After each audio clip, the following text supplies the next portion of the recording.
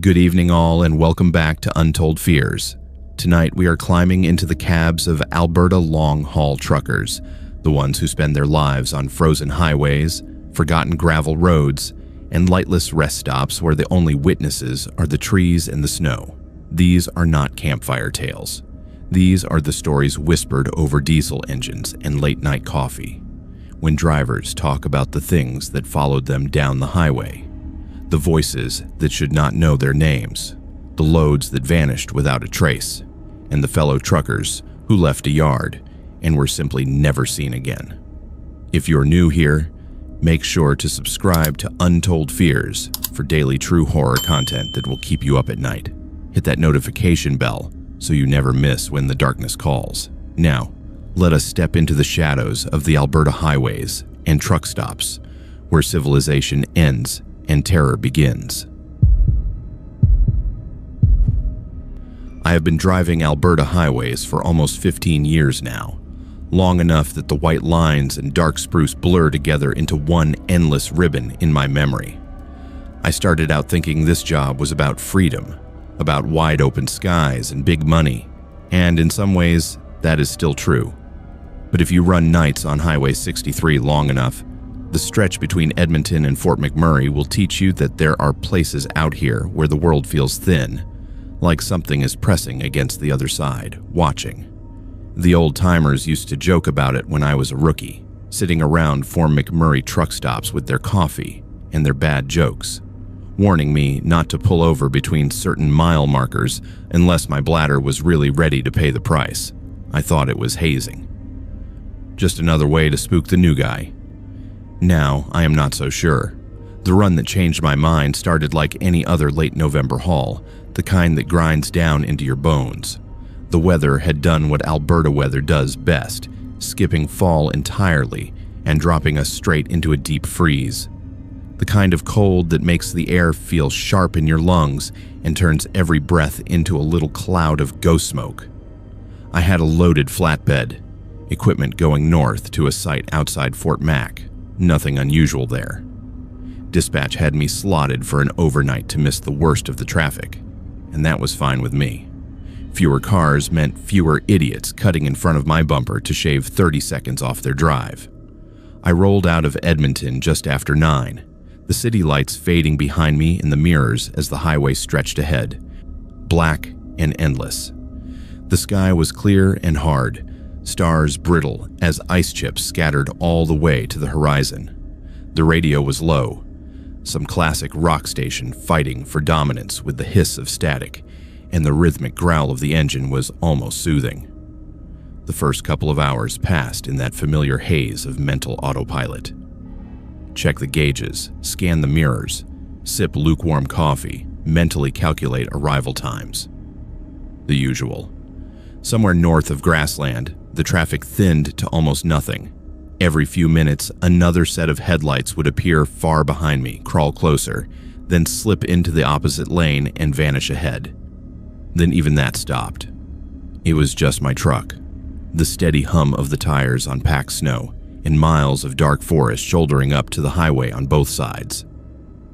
I remember thinking how the trees seemed to lean in a little closer that night, the way they do in bad dreams, their tops lost in the dark. That was when the radio started to act up. It began with a soft crackle that rose and fell under the music, like someone turning a dial somewhere just out of reach. I flicked the radio off, thinking it was the station, but the sound did not stop. A low, distant interference seemed to shiver in the speakers. Not quite voices, not quite anything I could pin down. It faded after a minute, leaving only the thrum of the engine and the faint whistle of wind around the cab. I shrugged it off, chalking it up to atmospheric nonsense. Up here, anything can mess with your electronics. Cold solar flares, some random quirk in the line. You learn not to obsess over every glitch. Then the lights appeared. I caught them first in the corner of my eye, reflected in the side mirror. At a glance, I thought it was just another truck coming up behind me. 2 bright points in the distance, gaining slowly. But as seconds turned into a minute, I realized they were not growing larger, and they were not low to the ground like headlights. Instead, they hung just above the tree line, a pair of white orbs gliding along at a steady pace, matching my speed. I glanced over at the passenger side, expecting to see another vehicle, some kind of wide load or maintenance rig on a parallel service road. There was nothing. Only the dark wall of trees and the thin strip of snowpacked shoulder.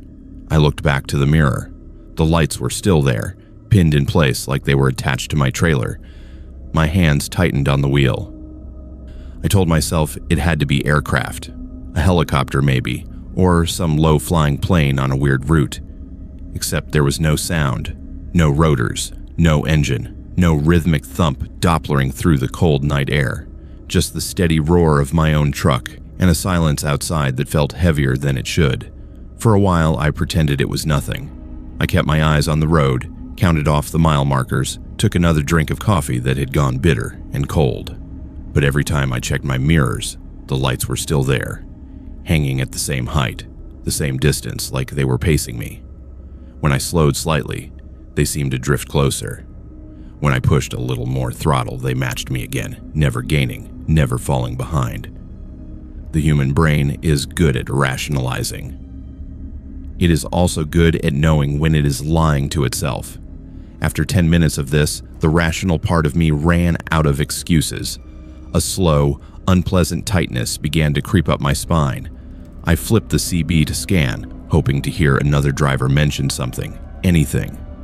The channels rolled past in a blur of static and occasional chatter, but nobody said a word about strange lights or weird aircraft. If anyone else was out here, they either did not see it or did not want to talk about it. The first real jolt came when my dash cam cut out. 1 second, the little green light on the unit was glowing steady, happily recording every mile in case some idiot four-wheeler decided to make my life difficult. The next, it flickered, went red for a heartbeat, then shut off entirely. No beeps, no error message, just gone. At the same moment, the faint interference in the speakers surged back, louder this time, a wash of whispers that seemed almost on the edge of forming words, too many voices layered on top of each other to separate. I smacked the radio with the heel of my hand, because sometimes the stupid solution works. The whispers cut off as abruptly as they had started. The dash cam light blinked back to life. My heart was thudding a little harder than the situation really deserved. It was just electronics, I told myself. Cold weather, cheap wiring, who knows? I checked the mirror again. The lights had moved. They were no longer behind me. Now they hung in the distance ahead, dead center, in my lane, suspended above the highway like a pair of pale stars, hovering just over the asphalt. They were further away now, maybe half a kilometer in front of the truck, but they were not fading or growing smaller with perspective. They stayed the same size, as if distance did not apply to them the way it should. I felt a strange pressure in my ears then, like the sensation you get when a plane descends too fast, except there had been no change in elevation. The air in the cab seemed heavier. I realized my lower back hurt from tensing against the seat, and that my knuckles were white on the wheel. Something deep inside me, that old animal piece that does not understand technology or physics, whispered that I was being led somewhere, that those lights were not random, that they were waiting. I eased off the accelerator and signaled, even though there was no one to see it, drifting toward the shoulder. The lights ahead seemed to slow with me, staying at that same impossible distance. My stomach turned. Every instinct screamed that stopping right now would be a mistake, that if I pulled over in this particular stretch of nowhere, with no other vehicles in sight and those lights hanging in the sky like twin eyes, something would finally have the chance to come close. So I did the only thing that made sense. I kept driving. The next town with a half-decent truck stop would be another 30 or 40 minutes, if I remembered correctly. A long time to sit with the feeling that something was pacing my rig, like a predator shadowing a herd animal. The lights did not waver. Occasionally they would drift higher, then lower, like they were adjusting position, but they never left my lane. The radio stayed mercifully silent, aside from a faint, occasional hiss that raised the hairs on my arms. At some point, I realized I had stopped checking my phone, stopped fiddling with the climate controls. All of my attention had narrowed down to the strip of road in front of me and the glow in the mirror. The outside world shrank to that tunnel of headlights, the windows on either side showing only dark trees racing past like black bars. Time got slippery. I could not have said whether 10 minutes had passed or an hour. When the sign for the upcoming rest area finally appeared out of the dark, it felt like coming up for air. I did not care that it was one of those bare-bones spots with a couple of washrooms and some dim floodlights. It meant people, or at least the possibility of them. It meant a break from the feeling of being alone with whatever this was. As I approached the exit, the lights ahead rose, drifting up and away from the highway until they were just 2 distant points against the sky. Then nothing at all. One blink, and they were gone. The pressure in my ears eased. The cab felt bigger suddenly, less claustrophobic. I signaled and pulled off, rolling into the rest area lot, with my pulse still hammering in my throat. There were 2 other trucks parked there, their cabs dark, their drivers likely asleep. Sodium lights cast a sickly orange glow over the snow-packed asphalt. I killed the engine and sat for a moment, hands still on the wheel, listening to the sudden quiet as the rumble died. Without the engine noise, the world outside seemed incredibly still. No wind, no distant traffic, just the faint tick of cooling metal from the hood. Eventually, curiosity beat out dread. I unbuckled, reached up to the dash cam, and popped the memory card. If I had imagined all of this, the footage would prove it. If I had not, then at least I would have something to show other people, something tangible. I pulled my laptop from behind the seat, booted it up, and slid the card into the reader. The files were there, neatly time-stamped one after another. I opened the first clip from the period when I remembered seeing the lights in my mirrors. For the first few minutes, everything looked normal. Snowy highway, yellow center lines, my headlights carving a white tunnel through the dark. Then the image froze. Not like a simple pause, more like the frame itself had been smeared. The colors warped, stretching toward the top of the screen in jagged streaks, while pixelated shapes danced around the edges. The timestamp continued to tick, but the video did not move for almost 30 seconds. When it finally jumped forward, it was several kilometers later. No lights, no sky, just asphalt. I clicked through to another file, one from when the lights had moved ahead of me. In the still frame just before another corruption block, there was a brief, grainy glimpse of my own truck from above, as if the camera had lifted out through the windshield and was looking down on the cab and trailer from the sky. It lasted less than a second, there and gone, but it was enough. That angle was impossible, not unless a second camera had been hovering 50 meters above my rig. I sat there in the glow of the laptop screen, feeling the hairs rise on the back of my neck. Outside, the rest area remained quiet, the other trucks motionless silhouettes under the lights. I wanted to believe this was some glitch, some bizarre software hiccup that just happened to coincide with a weird visual illusion. I wanted to, but the part of me that had grown up under these skies, that had heard the old stories about lights over the Muskeg and strange things seen from lonely cabs at 3 in the morning, knew better. By the time I reached Fort McMurray the next day, the whole experience had already started to feel like something half-remembered from a nightmare. The rational mind works hard to file down the edges of these things, but when I mentioned it quietly to a couple of veteran drivers over coffee, expecting laughter or a lecture about getting more sleep, they did not laugh. They shared a look I recognized immediately, that silent acknowledgement between people who have seen the same unpleasant thing. One of them asked, very casually, which section of 63 it had been. When I told him, he nodded slowly and stirred his coffee, staring at the swirl of cream like he expected an answer to rise out of it. Another just said that it was smart I had not pulled over out there. Then the conversation drifted to other topics, as if we had not brushed up against something no one really wanted to name. I still drive that highway. This is my livelihood, and there are not many routes up here that do not carry their own ghosts. But I plan my overnights differently now. I give that stretch more respect than I used to.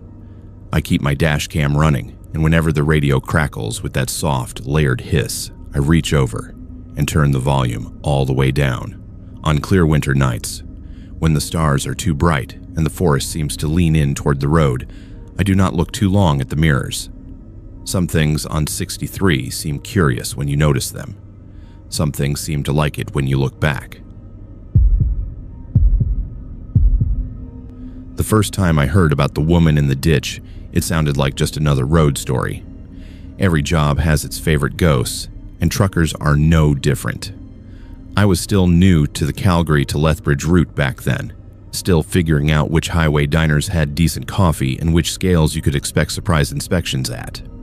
On dead stretches of road, the radio becomes a kind of campfire, and the stories that flicker across it are half warning, half entertainment.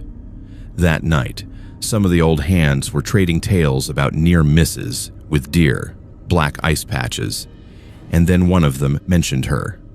"Watch south of Okotoks after midnight," a gravelly voice said over the CB, casual but with just enough weight to make me glance at the clock. "Left side ditch. You will see her if you run it long enough."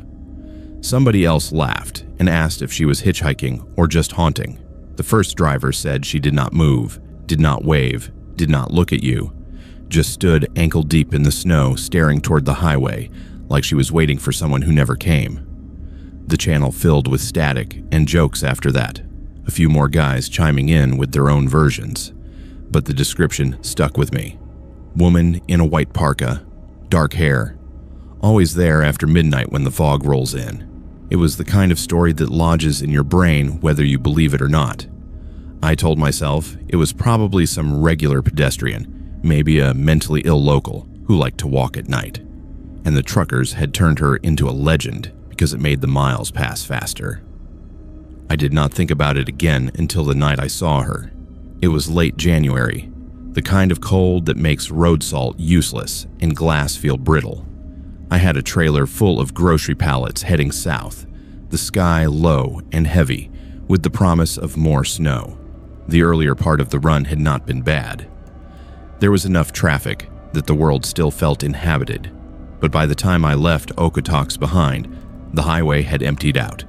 The town shrank into small clusters of distant lights, and the darkness in between grew longer and thicker. Fog rolled in fast, the way it sometimes does on the prairies, curling up from the ditches and flattening across the road in slow-moving sheets. My high beams turned it into a glowing wall, so I kept them off, relying on the regular beams and the faint reflection from the center line. The world narrowed down to that pale stripe and the occasional ghost of a fence post or stand of trees. I had almost forgotten about the story when my headlights swept over her. She was standing in the left side ditch, just beyond the median, where the snow dipped down and disappeared into shadow. For a second, I thought I was looking at a road sign or some kind of marker, something tall and pale at the edge of my peripheral vision. Then the shape resolved as I drew closer. A woman. White parka zipped up to her chin, fur-trimmed hood down around her shoulders despite the cold. Dark hair hanging straight, not blowing in the wind because there was no wind. Her arms were at her sides, fingers bare and slightly curled.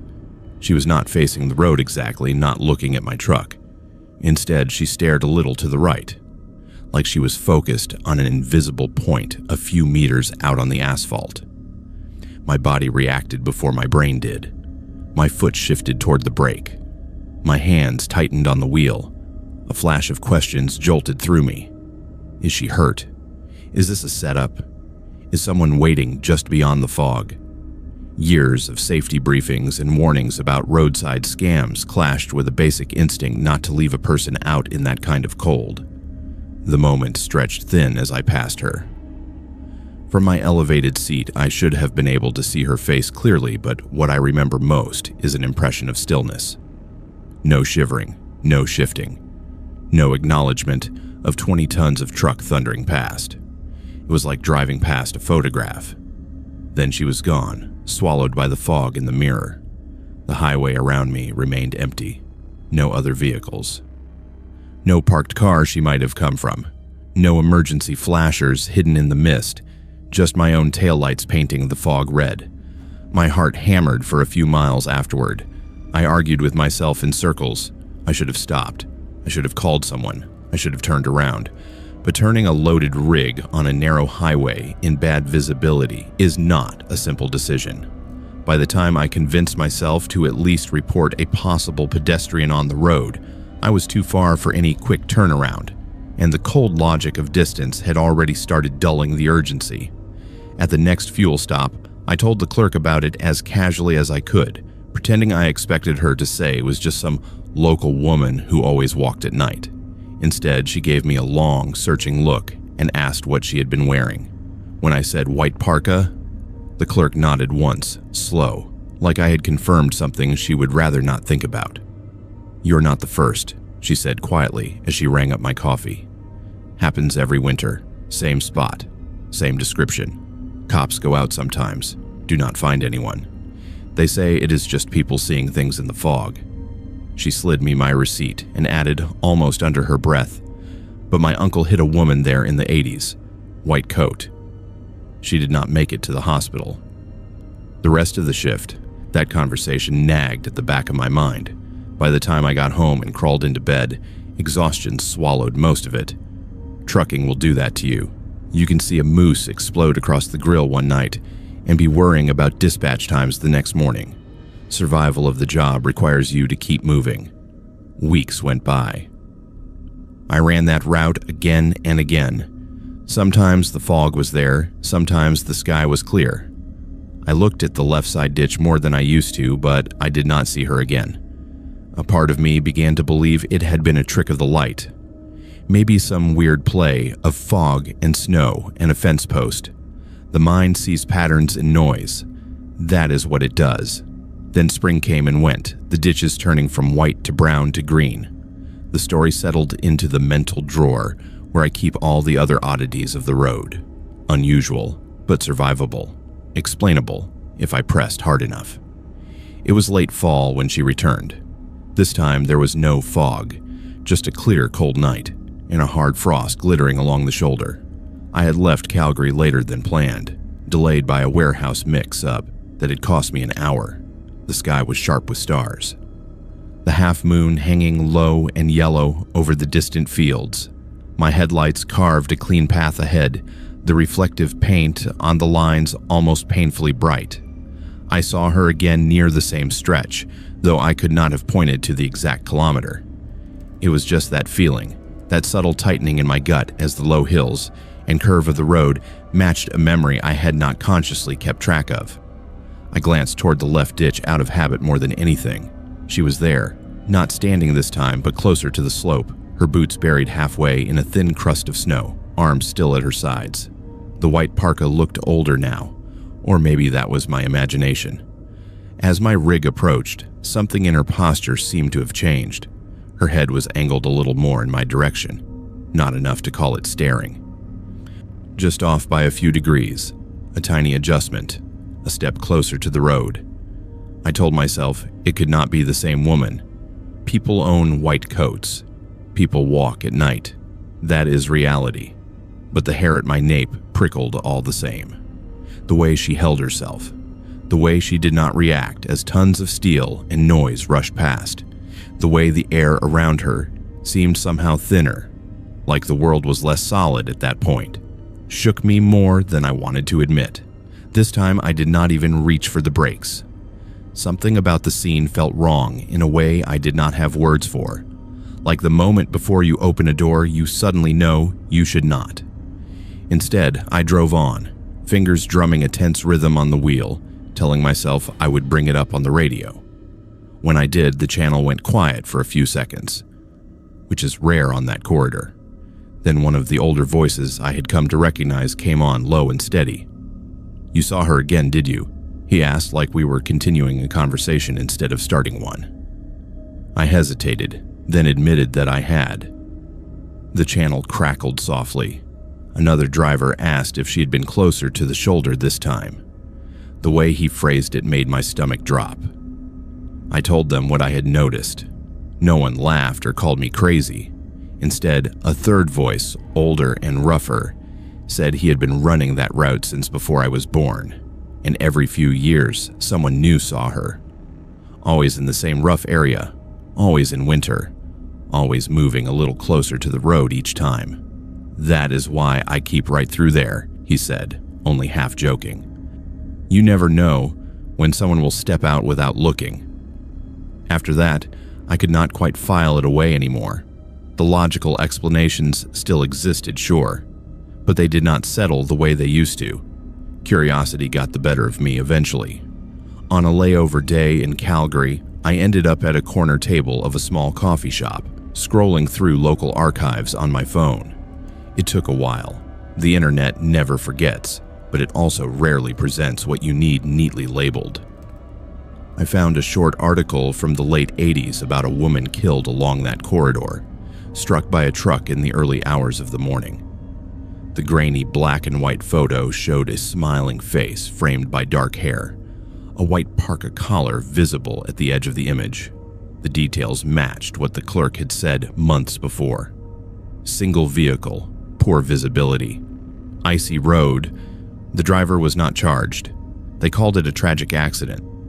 The article noted that she had been walking away from a broken-down car when it happened. There were no follow-up stories, no memorial pages, just that brief, factual piece and a life reduced to a few sentences. I stared at the picture longer than I meant to. The way her eyes met the camera, alive and unaware of what the future would bring, made my chest tighten. From then on, that stretch of road was never just another few miles to chew through. Even on clear nights, I felt my hands tense on the wheel as I approached it.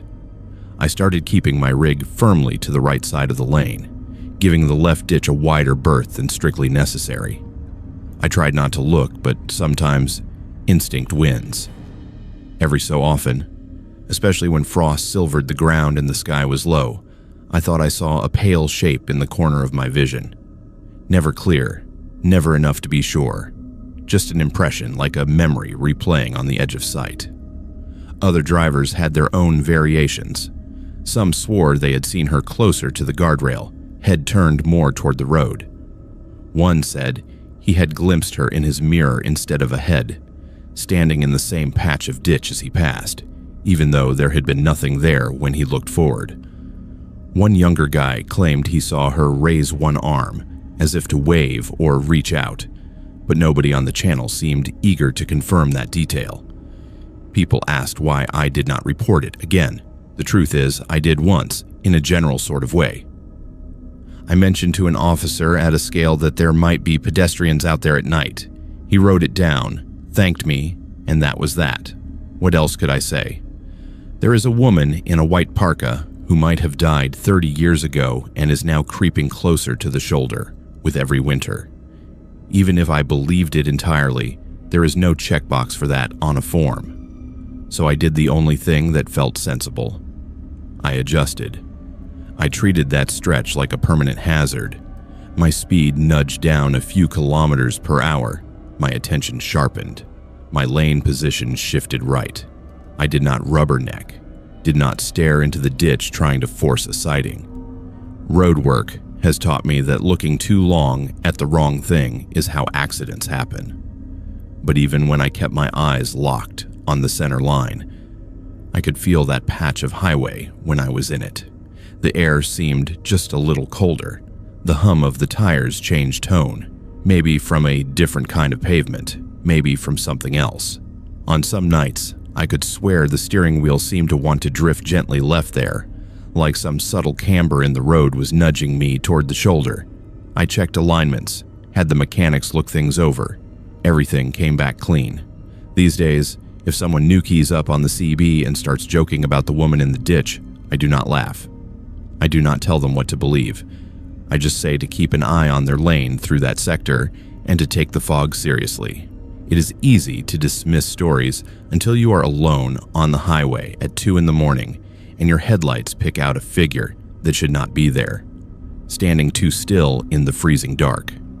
Maybe she is just a legend now, built from fear and repetition. Maybe every sighting is a different person who has nothing to do with that old article and that old collision.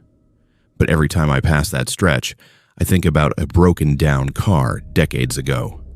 A woman walking along a winter road, trusting that the drivers coming toward her would see her in time.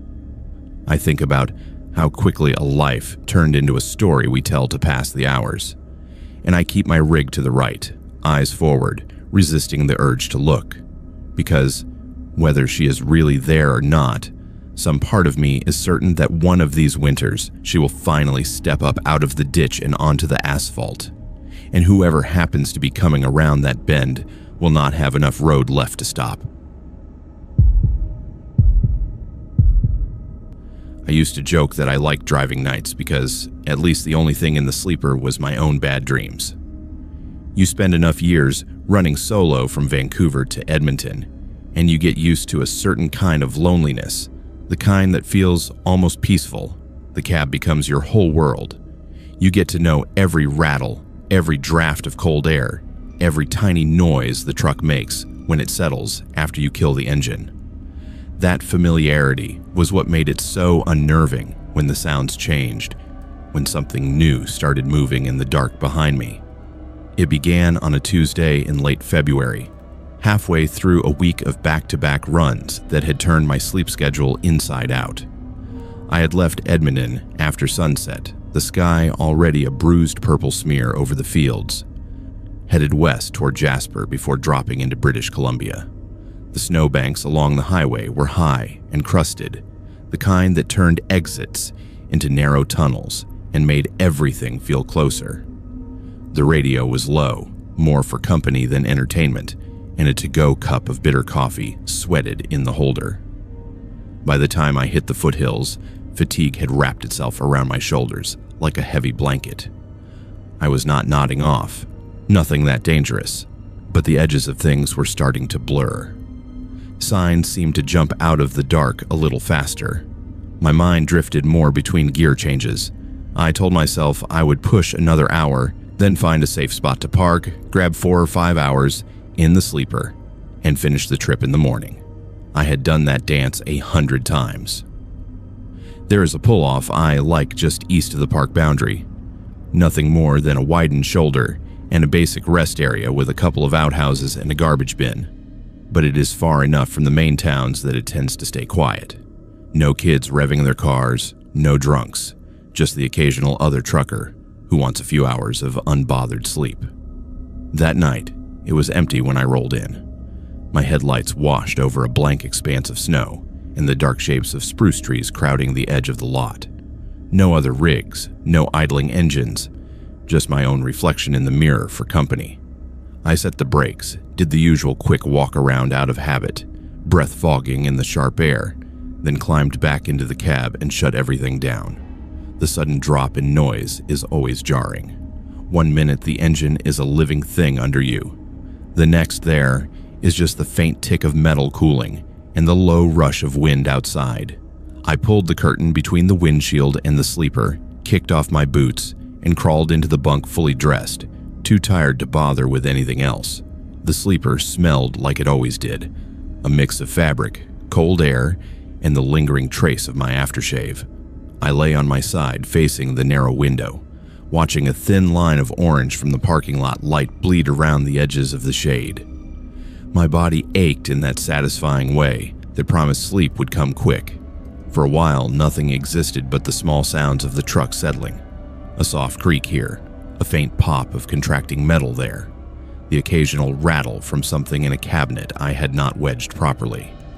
I must have drifted off, because the next thing I remember was the sensation of weight shifting in the bunk behind my knees. It was subtle, like someone had leaned a hand on the mattress to steady themselves. A slight dip that pressed against my legs, then eased off. My eyes snapped open. For a moment, I lay absolutely still, heart hammering against my ribs, mind scrambling for a rational explanation. Trucks move. Airbags release tiny amounts of pressure. Temperatures change. All of that can cause small shifts. I knew this. I'd told other drivers the same thing when they mentioned weird creaks keeping them up at night. Then I heard the breathing, It was faint, almost lost under the soft whine of wind, but it was there, inches from the back of my neck. Slow, measured inhales and exhales, not quite matching my own rhythm. Too close to be coming from outside, too human to be anything mechanical. The air on my skin felt subtly different, cooler in a way that suggested displacement, like there was another body in the tight space of the sleeper, altering the way the warmth circulated. Every instinct I had screamed at me to turn around, to sit up, to grab the flashlight I kept tucked under the pillow. Instead, I lay frozen, palms damp against the sheet. The rational part of my mind tried to frame it as some kind of half-dream. I'd been on the edge of sleep after all. People wake up from nightmares, convinced there is someone in the room all the time. The problem was that nightmares usually fade. This did not. The breathing continued steady and indifferent to my awareness. The weight on the mattress shifted again. A slow, deliberate movement. Like whoever shared the bunk with me was changing position. I felt the faint drag of fabric against my calf, as if a knee had brushed it through the blankets. That jolted me out of paralysis. I rolled over fast and hit the switch for the interior light in the same motion, heart pounding high in my throat. The sleeper flooded with weak yellow light. The narrow bunk, the overhead compartments, the little shelf with my charger and paperback, all exactly as they should be. No one else. No disturbed blankets except for the ones I was wrapped in. No indentation beside me that would suggest another weight. My breath sawed in and out, loud in the sudden brightness, and for a long moment, that was the only sound. I told myself it was exhaustion microdreams, a hypnagogic hallucination, the kind you read about in articles shared by guys who think they are part-time neuroscientists. That explanation fit, more or less. So I clung to it. I left the light on, even though it made sleep harder, and eventually the adrenaline ebbed enough that my eyes closed again. When my alarm buzzed 3 hours later, I woke feeling wrung out and brittle. The night's weirdness had already begun to feel distant, like something my mind had exaggerated. I shoved it aside, went through the motions of starting the truck, did my checks, and rolled back onto the highway. There was no time to dwell. Freight did not care about ghosts, real or imagined. Except the next night, it happened again. Different route, this time. I had turned the rig around in Vancouver, swapped loads, and was heading back east, making it just past Kamloops before the familiar fuzz of fatigue crept in at the edges of my vision. I pulled into a proper truck stop, full of rigs lined up like sleeping animals, sodium lights buzzing overhead. It felt safer somehow to be surrounded by other drivers. Less room for the imagination to get cute. The pattern repeated itself, down to the smallest detail. I settled in, killed the main lights, lay down. The sounds of the lot filtered faintly through the cab walls. Distant laughter, a door slamming, the low cough of idling engines. At some point, I drifted off. I woke to the feeling of someone sitting at the very edge of the bunk, near my feet. The mattress dipped more noticeably this time, a slow compression that rolled my body slightly toward the rear wall. The weight was wrong for a dropped item or a shift in the truck's suspension. It felt measured, careful, like whoever it was did not want to jostle me awake, except I was awake. Every nerve lit up, muscles rigid under the blanket. The thick silence of the cab pressed against my ears. The lot outside had quieted. Most of the other engines were off, the occasional distant rumble blending into a low background hum. I listened, waiting for the breathing, but all I could hear was my own pulse pounding. Very slowly, the pressure on the mattress eased, as if someone had stood up. A soft sound followed, almost inaudible but unmistakable once I focused on it. The whisper of bare feet on the narrow strip of floor between the bunk and the driver's seat. A careful, unhurried step or two. Then nothing. I did not turn on the light immediately. Some part of me understood that the act of flipping that switch would make the moment real in a way I did not want it to be. Instead, I snapped, "Who is there?" Into the dark, my voice harsh in the confined space. It sounded ridiculous, bravado layered over fear. No one answered. The quiet pressed in. When I finally reached for the light, the sleeper looked exactly as mundane as it had the night before. No open door. No signs of forced entry. The curtain to the cab was still partly drawn, the way I'd left it. The outside locks were engaged. I checked them twice, then a third time, stepping down into the icy lot in my socks like an idiot just to be sure. The truck stop around me was as ordinary as ever. No shadowy figures lingered between the trailers. Nothing moved that should not. Drivers talk about paranoia. About being alone so much that every little sound becomes a threat. I considered that. Maybe the accumulated isolation and weird sleep had finally pushed me into a run of bad nights. But that did not explain what happened when I took the truck into the shop a week later. Sleep became a negotiation after that. I started breaking my runs differently, pushing harder while I felt alert, then paying for motel rooms when I could instead of using the sleeper. It cost me, but it was worth the illusion of safety that came with 4 fixed walls and a bed that hundreds of strangers had already survived. On the nights when a motel was not an option and I had to use the bunk, I left a small LED light on, more for psychological comfort than anything else. It did not help much. Twice more I woke to that same weight dipping the mattress, those same soft footsteps on the floor, and once to the distinct sensation of someone exhaling near my ear. Always out of sight. Always gone when I turned. Finally, I booked a longer service appointment in Edmonton. I told myself it was about getting ahead of maintenance. That was partly true. But I also wanted someone else to be inside that cab when I was not. Someone who might notice something wrong that I could not see. The mechanic assigned to my rig was a middle-aged guy who had been around trucks longer than I had been alive. He worked methodically, the way good techs do, running through his checklist, checking the frame, the suspension, the wiring.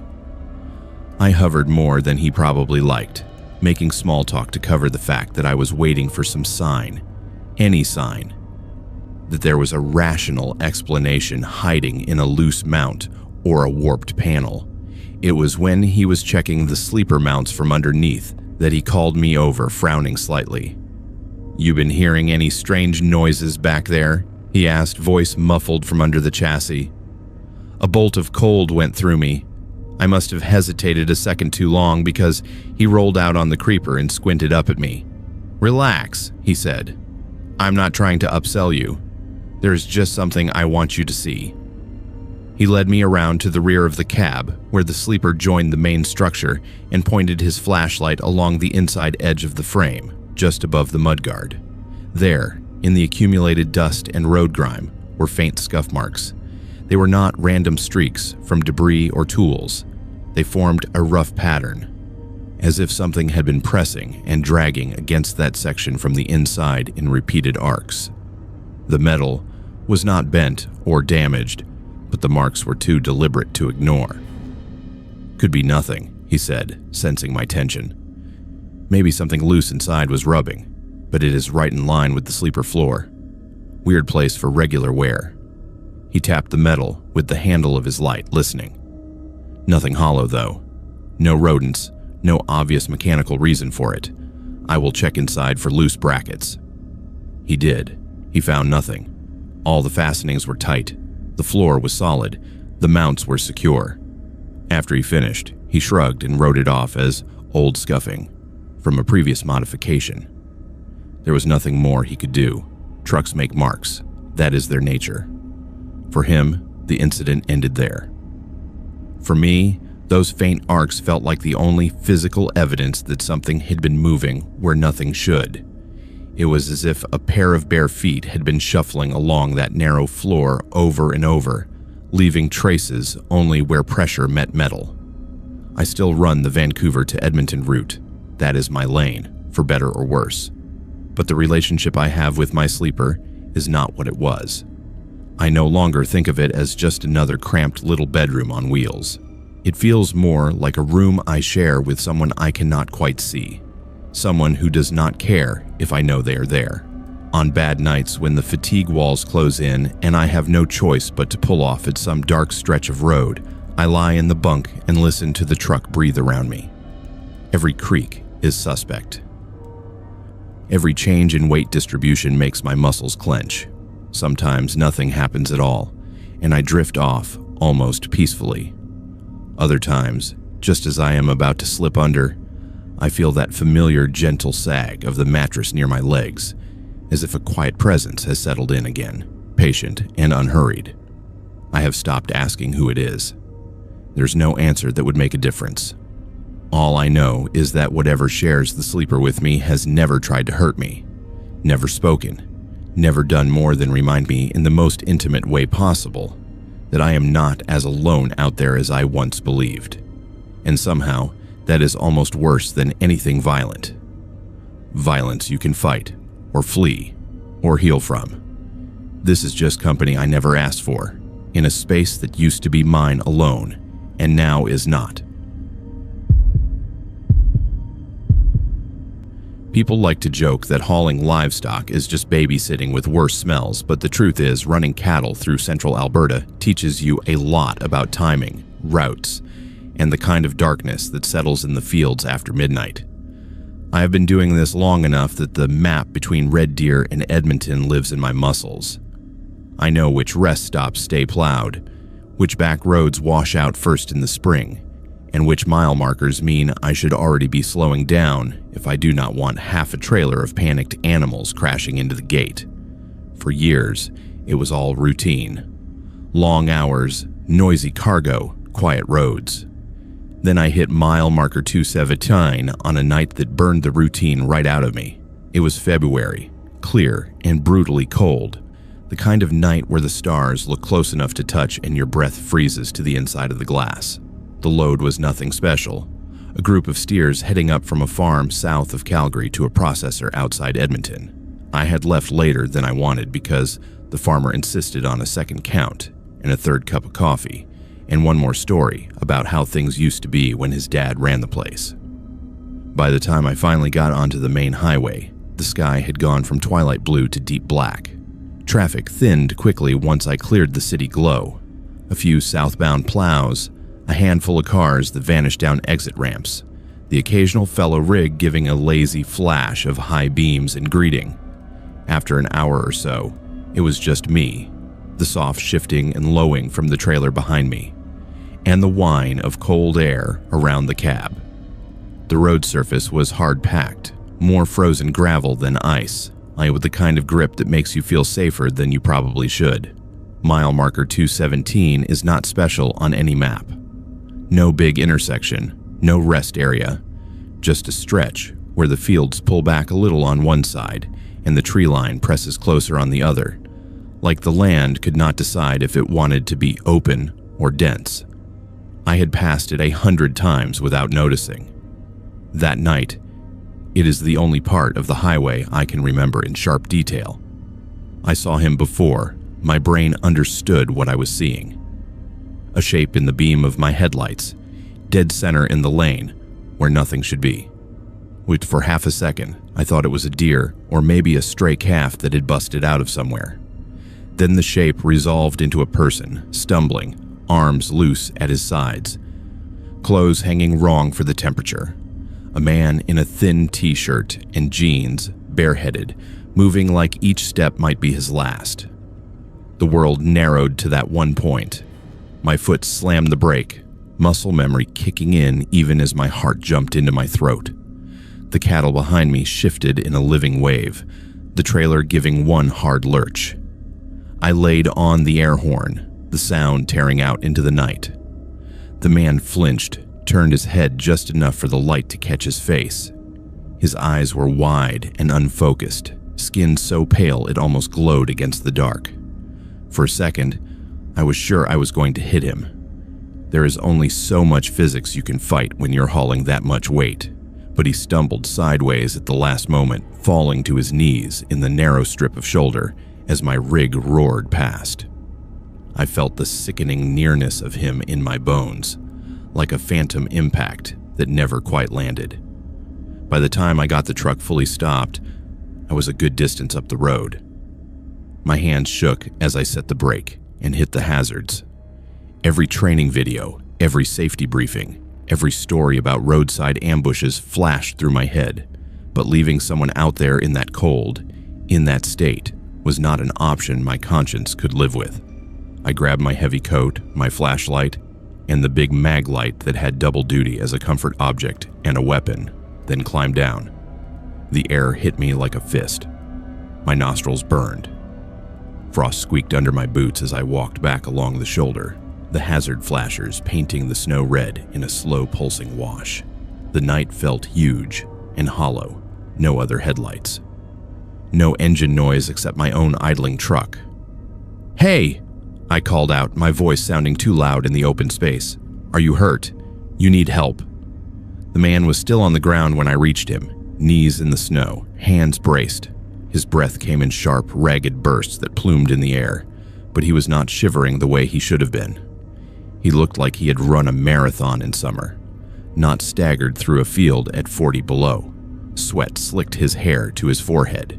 His bare arms were mottled with goose flesh and something darker, bruises or dirt or both. When I swung the flashlight beam toward his face, he flinched away, throwing up an arm. "Turn that off," he rasped. His voice sounded scraped raw. "Please. Just please." I angled the light down, catching his side profile. He looked young, mid-20s maybe, though fear can peel years off a face.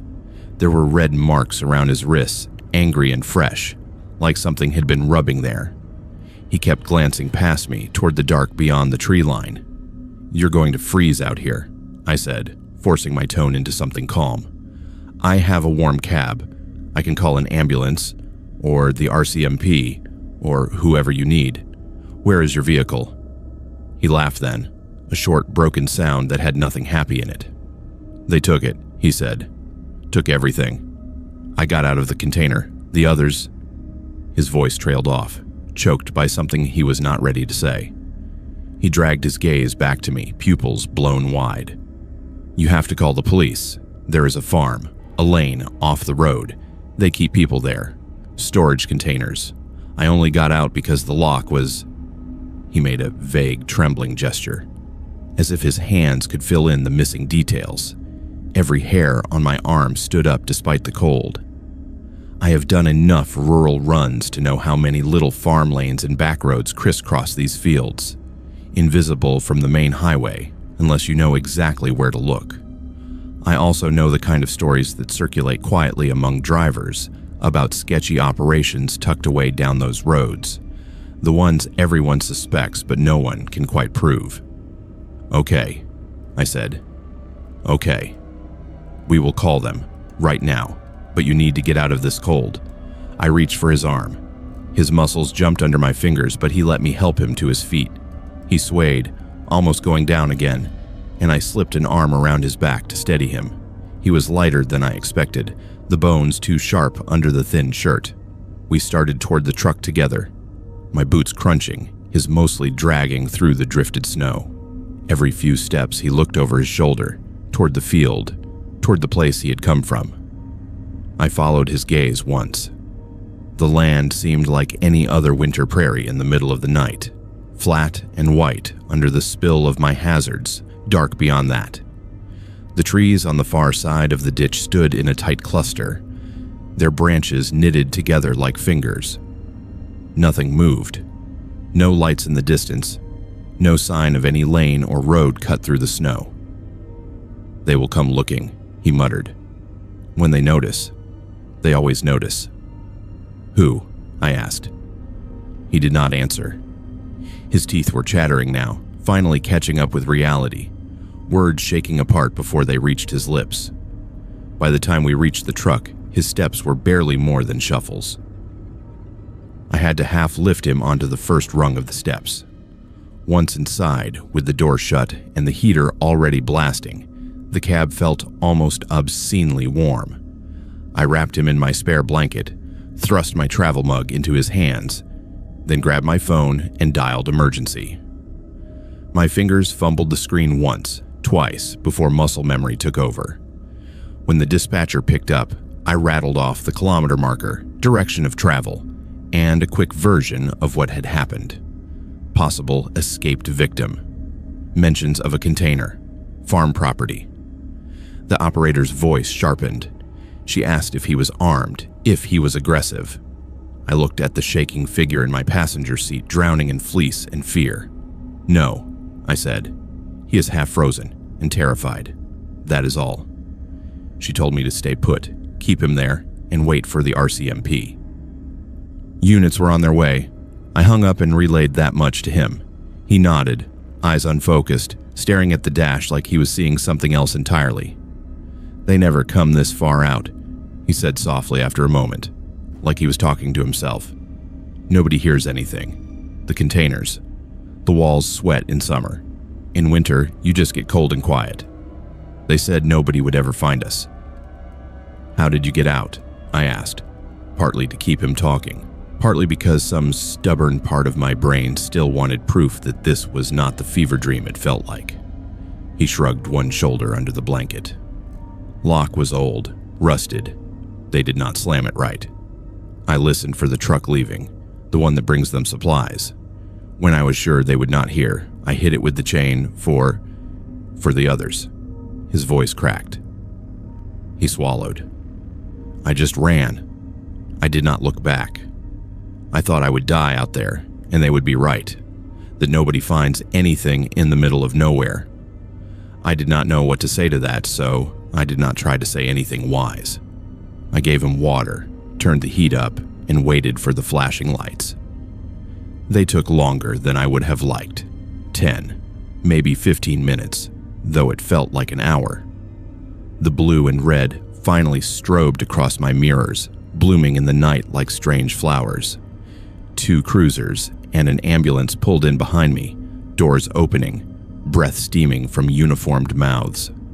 I climbed down and met them halfway, answering the same questions again, this time with the surreal addition of seeing it all reflected in their eyes. They took the man's statement. They wrapped him in heavier blankets and loaded him into the ambulance. One of the officers asked if I would be willing to show them exactly where I had seen him, to walk them through the sequence. I agreed. We trod back along the shoulder, our boots leaving a mess of prints near the place where he had fallen. The snow there was churned up, marked by knees and hands, proof that at least that part had been real. Beyond the ditch, the field lay undisturbed. The officer shone his spotlight out over the expanse, the beam cutting across the snow and catching on nothing but drifts and weed stalks. No obvious tracks. No lane carved through. No visible farm lights in the distance. "We will get a unit to sweep the side roads," he said, more to his partner than to me. "See if there are any recent tire marks off the main. Could be a bad break, and a lot of drinking talking. Could be more." He thanked me for stopping, for calling. Took my info. Then they were gone, following their lights back into the dark, chasing a trail down roads I could not see. I finished the run in a daze. The cattle still needed to get where they were going, schedules still existed, but every mile between 217 and the plant felt longer than it should have. I kept seeing that thin t-shirt, those red wrists, that mixture of terror and disbelief on his face when my headlights swept over him instead of rolling by. Over the next few weeks, I watched the news more than usual, checked articles between loads, half expecting a big story about a raided farm, rescued captives, some neat conclusion that would box up the horror and make it feel dealt with. There were a couple of small pieces about a police investigation into a possible rural property being used for illegal confinement, but nothing concrete, no arrests, no press conferences. The whole thing seemed to slip into that category of cases that exist in files and nowhere else. An RCMP contact later told me, quietly, that they had found a burned-out shipping container on an abandoned property a few kilometers off that stretch. No bodies, just signs that people had been kept there and evidence of fire. The ground was too frozen to give up much. No clear owner on record. The man I had picked up disappeared into the system.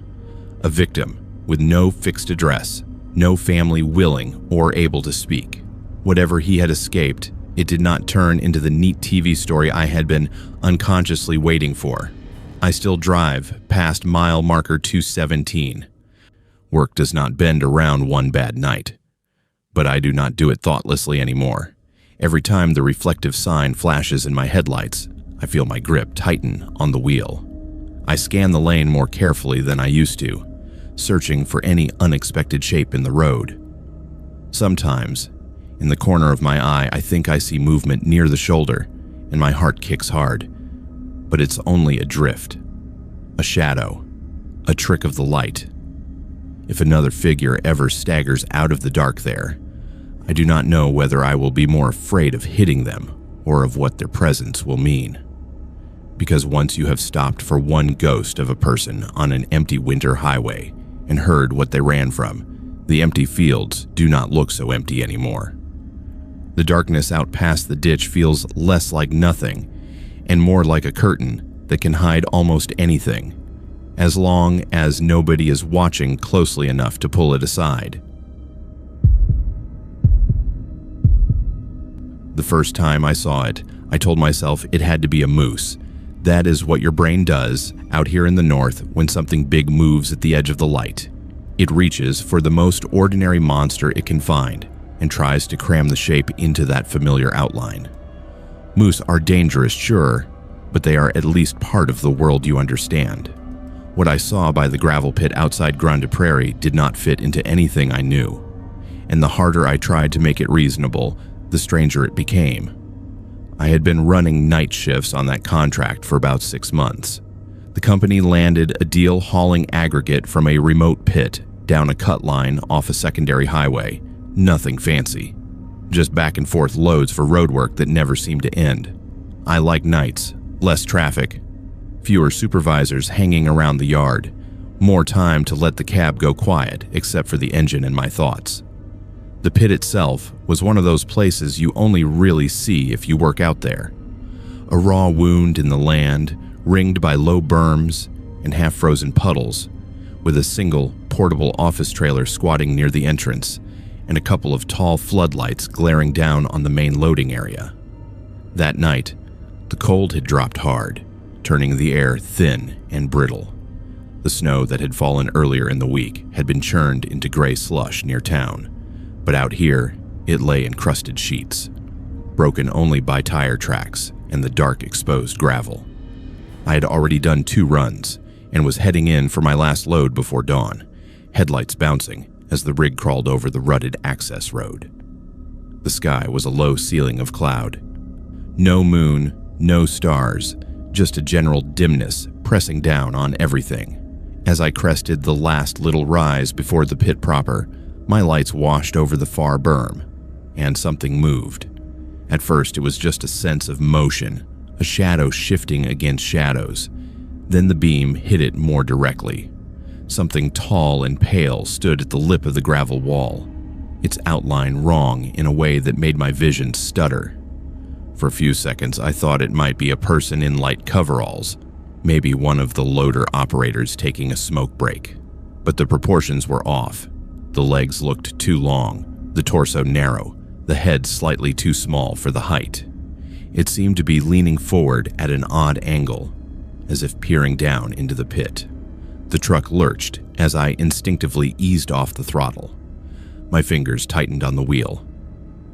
The engine's rumble filled the cab, sounding suddenly thin against the silence outside. I blinked, expecting the shape to resolve into something boring once my brain caught up. Instead, as I rolled closer, the thing at the edge stepped back out of the direct beam, retreating just enough that only its lower half was caught in the headlights for a moment. That was when I saw the way its legs bent. They hinged not only at the knee but higher up, a second joint that did not belong on anything I had ever seen walk on 2 feet. The angles were too sharp, the movement too smooth, like some kind of nightmare insect stretched into a human silhouette. I could not see its face, only the suggestion of a head turning to track my approach, pale against the darkness, featureless in the glare. My first real thought was that I was looking at some kind of trick of the light, maybe equipment, or a tarp flapping on rebar. I grabbed onto that idea like a lifeline, Gravel pits have all sorts of junk lying around. With the floodlights off in that section and only my truck's beams cutting across, shadows could merge into any shape you wanted if you were tired enough. By the time I rolled down into the main bowl of the pit, the thing had vanished from the berm. I craned my neck, peering up through the windshield as I maneuvered into position, but the upper edge was just dark silhouettes of piled rock against a darker sky.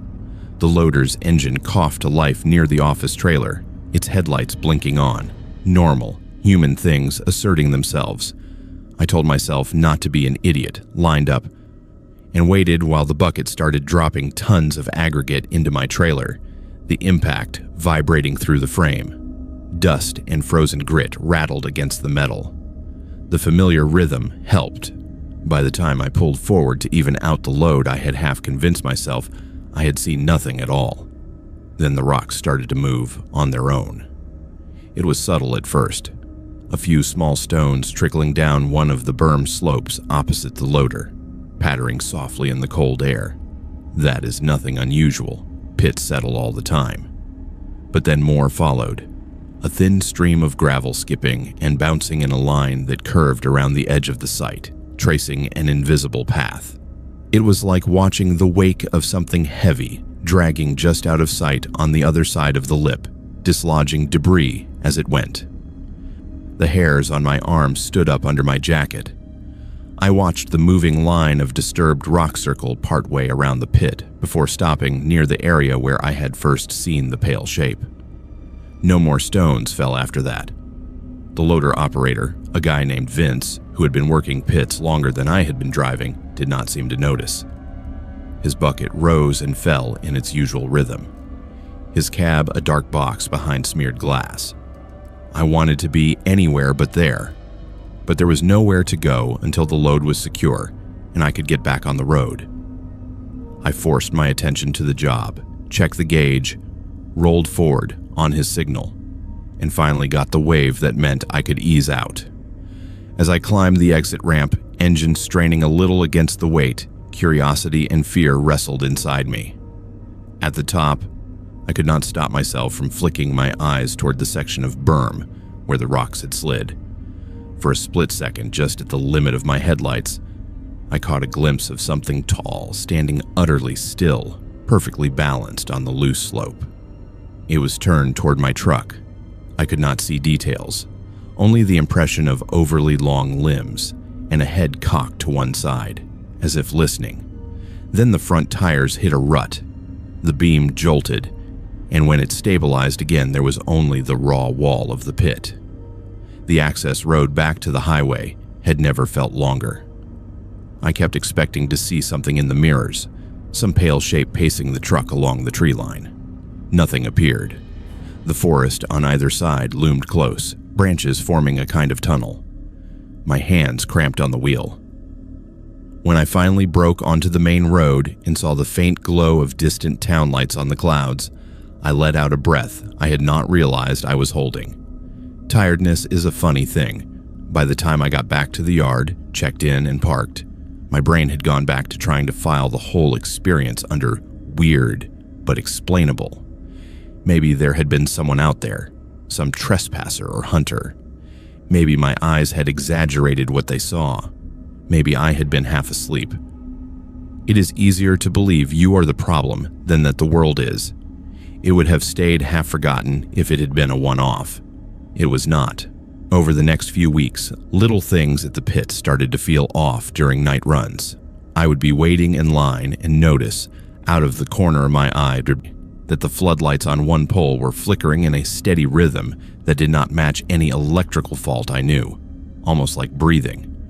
Once, as I stepped out to check a strap, a rock bounced off the trailer with more force than a simple slide should have had, like something had thrown it from the darkness beyond the light. Then there were the weight spikes. The pit had installed an in and out scale system. You rolled over the pad empty, hauled your load, then rolled out and got your gross. The numbers are usually predictable once you get a feel for the material.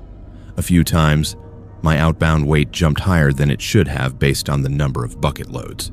Not by a lot, just enough to make the operator frown at his screen and mutter about calibration. Once, I felt the trailer lurch slightly to one side as if something heavy had pressed against it from the outside, then eased off. When I checked, the gravel surface around the tires was unmarked. Finally, one night, I mentioned it in the break room while we were killing time between hauls. I kept it vague at first, talking about weird shifts and scales acting funny. A couple of the other drivers rolled their eyes and blamed the cold. Vince, though, went quiet, staring into his coffee. "You seen it then," he said after a minute. Not a question. I asked what he meant. He shrugged, not quite meeting my eyes. "Tall thing on the berms. Shows up when it wants. Usually when the fog rolls in or when it has been real still for a while. I figure it lives out in the cut lines or in the bush beyond. Maybe it is just something half wild that got used to the noise. Maybe it is something else." He took a sip, grimaced. "As long as it keeps its distance, I keep mine."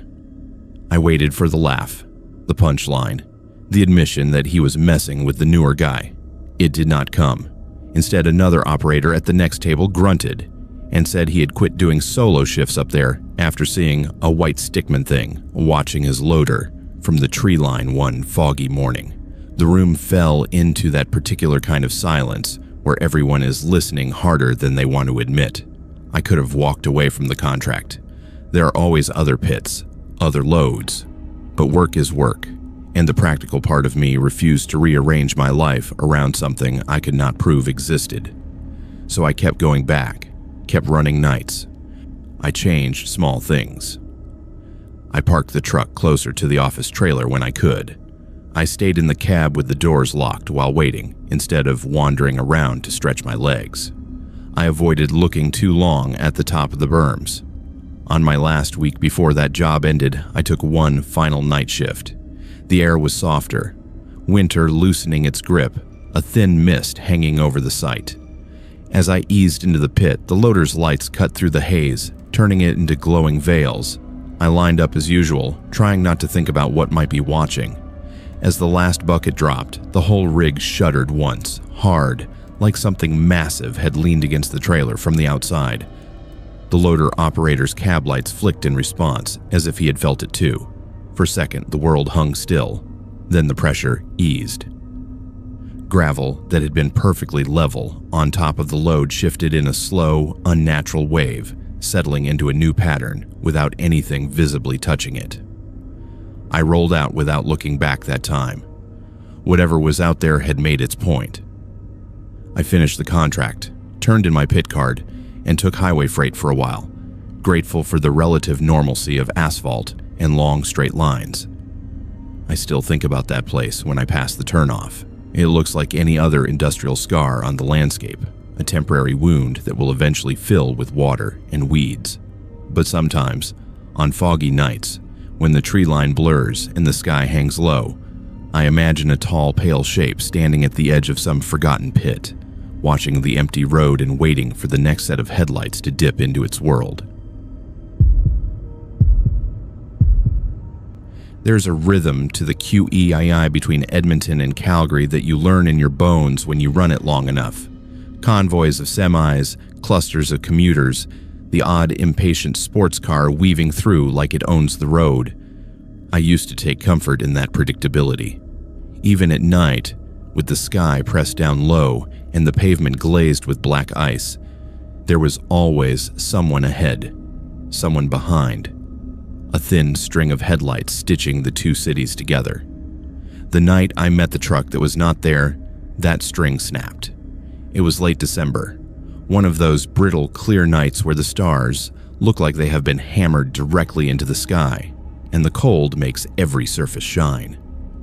A storm had rolled through earlier, leaving behind a thin skin of slickness that the plows and sanders were still catching up with. Dispatch had me on a standard run, pallets of consumer junk heading south, the kind of load I could do half asleep. I was not half asleep, though. The road demanded more respect than that. My speed sat a cautious few kilometers under the limit, my hands light but ready on the wheel. Traffic had thinned past Red Deer. A few sets of taillights drifted in the distance, and the glare of oncoming cars came in occasional bursts instead of a constant stream. The CB crackled with the usual chatter. Road conditions, weather, good-natured griping. I listened more than I talked. The tires hummed. The engine's steady thrum settled into the space behind my ribs. For a while, it was almost peaceful. Then I saw the lights behind me. At first, it was nothing. Just the faint bloom of headlights cresting a hill a ways back, the way you see a vehicle's glow long before you can judge its speed. I checked my mirrors, as you do, more out of habit than concern. The lights grew slowly but steadily, until I could make out the unmistakable profile of another semi. High-mounted lamps, broad glare across the lane, that familiar presence of mass moving through the dark. He was closer than I liked, riding my rear quarter instead of giving the usual cushion. I frowned, eased slightly to the right within my lane, giving him the hint that there was room to pass if he wanted it. He did not. The other truck held position, too tight on my tail for the conditions, his headlights glaring in the mirror in a way that made my eyes ache. I gripped the wheel a little harder and keyed the mic. "Southbound, behind me, you want to either back off or come around," I said, keeping my tone even. "Road is slick enough without playing bumper cars." Static hissed. No answer. The channel, which had been busy a minute before, fell abruptly quiet. I frowned and tried again, this time giving my kilometer marker. Nothing. Either his radio was off or he was ignoring me. I checked the mirror again, ready to be properly irritated. That was when I really looked at his rig. It was an older cab-over style, the kind you do not see much anymore, boxy and high-nosed. The paint looked dark, could have been blue or black, hard to tell in my limited view. What caught my attention was the grille. Right in the center, where there should have been a manufacturer emblem, there was only an empty, jagged space, like something had been ripped off and never replaced. The headlights flickered slightly, not in sync with the bumps in the road, but in a way that seemed almost random, brightening and dimming in a slow, arrhythmic pulse. A prickling started at the base of my neck. I told myself it was just someone running old equipment. Not everyone has the budget for a shiny new rig. As for the flicker, cold can do strange things to electrical systems. I forced my gaze back to the lane ahead, jaw tight, and focused on keeping my own truck steady on the subtle sheen of ice. A few minutes later, the road curved gently to the right. I signaled, shifted into the left lane to pass a slower-moving car, then checked my mirror before moving back. The cab-over was still there, glued to my bumper, close enough now that I could make out more detail. The windshield looked darker than it should have, as if the interior lights were off, and whoever was driving sat in deep shadow. I could not see a silhouette, no hint of movement behind the glass, just a blank, black rectangle. Annoyance warred with unease. Tailgating is dangerous at the best of times. Tonight, it was suicidal. I decided to let him go. I eased off the accelerator, dropping a few more kilometers per hour, expecting him to swing wide and blast past with the petty dominance some drivers enjoy. Instead, his speed dropped with mine, maintaining the exact same too tight distance, like we were linked by an invisible rod. "Fine," I muttered. "You want to play games? Play them back there." I flipped the CB to another channel in case the first had gone dead, tossed out another call. Still nothing. The radio hissed. A faint undercurrent of distant voices, too garbled to make out, but no clear reply. The next sign for a rest area came up. I made a quick decision. If he was going to sit on my bumper, he could do it with me, safely off the main line. I signaled, slid back to the right lane, and took the exit ramp, feeling the trailer tug slightly as the grade shifted.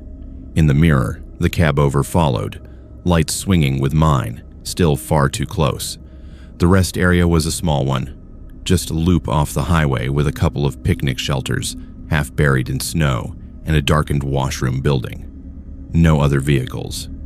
The sodium lights cast their harsh orange glow over the empty parking spaces, turning every bit of frost into glitter. I pulled into the truck section, straightened out, and came to a stop, hazards on. My pulse beat thickly in my ears. I kept my eyes on the mirror, fully expecting the other rig to pull in right behind me. For a beat, his headlights flared bright in the glass, washing out the view. Then, as I watched, they simply went out. Not in the way lights dim when someone turns off the ignition, slowly fading. They blinked off like a switch had been thrown. The reflection of my own taillights glowed in an otherwise empty lane. I twisted in my seat to look out the side window, then craned to see through the back panel. The exit ramp lay bare. The loop of the rest area was empty. No other truck, no receding engine noise, just the soft ticking of my cooling brakes and the wind worrying at the edges of the lot. For a long moment, I sat very still, palms slick on the wheel. Rational explanations lined up like good soldiers. Maybe he had blown past on the main line at the last second. Maybe I had misjudged the angle, and he was parked behind the washroom building, out of sight. Maybe I was more tired than I thought, and the whole thing had been exaggerated by nerves. I killed the engine, climbed down, and walked a slow circle of the lot, breath puffing in short, white bursts. My boots crunched over undisturbed snow. No fresh tire tracks cut through it except my own. The highway hummed in the distance, a low, constant sound. A transport blew by out there, its trailer lights streaking red between the trees. Nothing else. Back in the cab, the quiet felt thicker. I sat with it for a few minutes, radio off now, listening to the faint creaks and sighs of the truck. When I finally turned the key and rolled back onto the ramp, I checked the mirrors twice. 3 times. No sign of the cab over. Just the long, straight ribbon of highway unfolding south. I could have told myself it was a one-time hallucination, a trick of light and fatigue. It would have been easier to believe if it had ended there, but over the next months, stories started to surface in ways I could not ignore. It began in snatches of conversation at truck stops. Someone would mention a weird tailgater with an old cab over. Someone else would chime in about a rig with no emblem and flickering lights that had ridden their bumper in a snowstorm before vanishing near a ramp. One night, parked at a diner off the highway, an older driver with 30 years on the road unfolded a yellowed newspaper clipping from his wallet and laid it on the table between us. The article, dated 2 decades back, described a multi-vehicle pileup on the QEII in whiteout conditions. A cab-over rig had jackknifed on black ice, taking out several cars and another truck with it. The accompanying black and white photo showed the burned-out front of a cab. Even with the damage, the empty space where an emblem should have been was obvious, a dark, jagged hole in the grille. Guy driving it died at the scene, the older driver said quietly. So did a family in one of the cars. People said he was pushing too hard in bad weather. They talked about him on the radio for months. Then, after a while, folks started talking about him again for a different reason. He looked up at me, eyes intent. "I have seen that truck twice since then," he said. "Always at night, always when the road is slick and the visibility is trash. Rides right on your tail like it did with you, never answers the radio. Then it's just gone, like it was never there." I wanted to argue, to demand logbooks, proof, hard data, but all I had was a memory of headlights too close and a rig that disappeared into a stretch of highway that leaves a lot of room for things to vanish without explanation. These days, when the weather turns and the ice sheens over the lanes, I keep an extra eye on my mirrors. Sometimes I see nothing but the honest lights of living drivers, as solid and flawed as I am.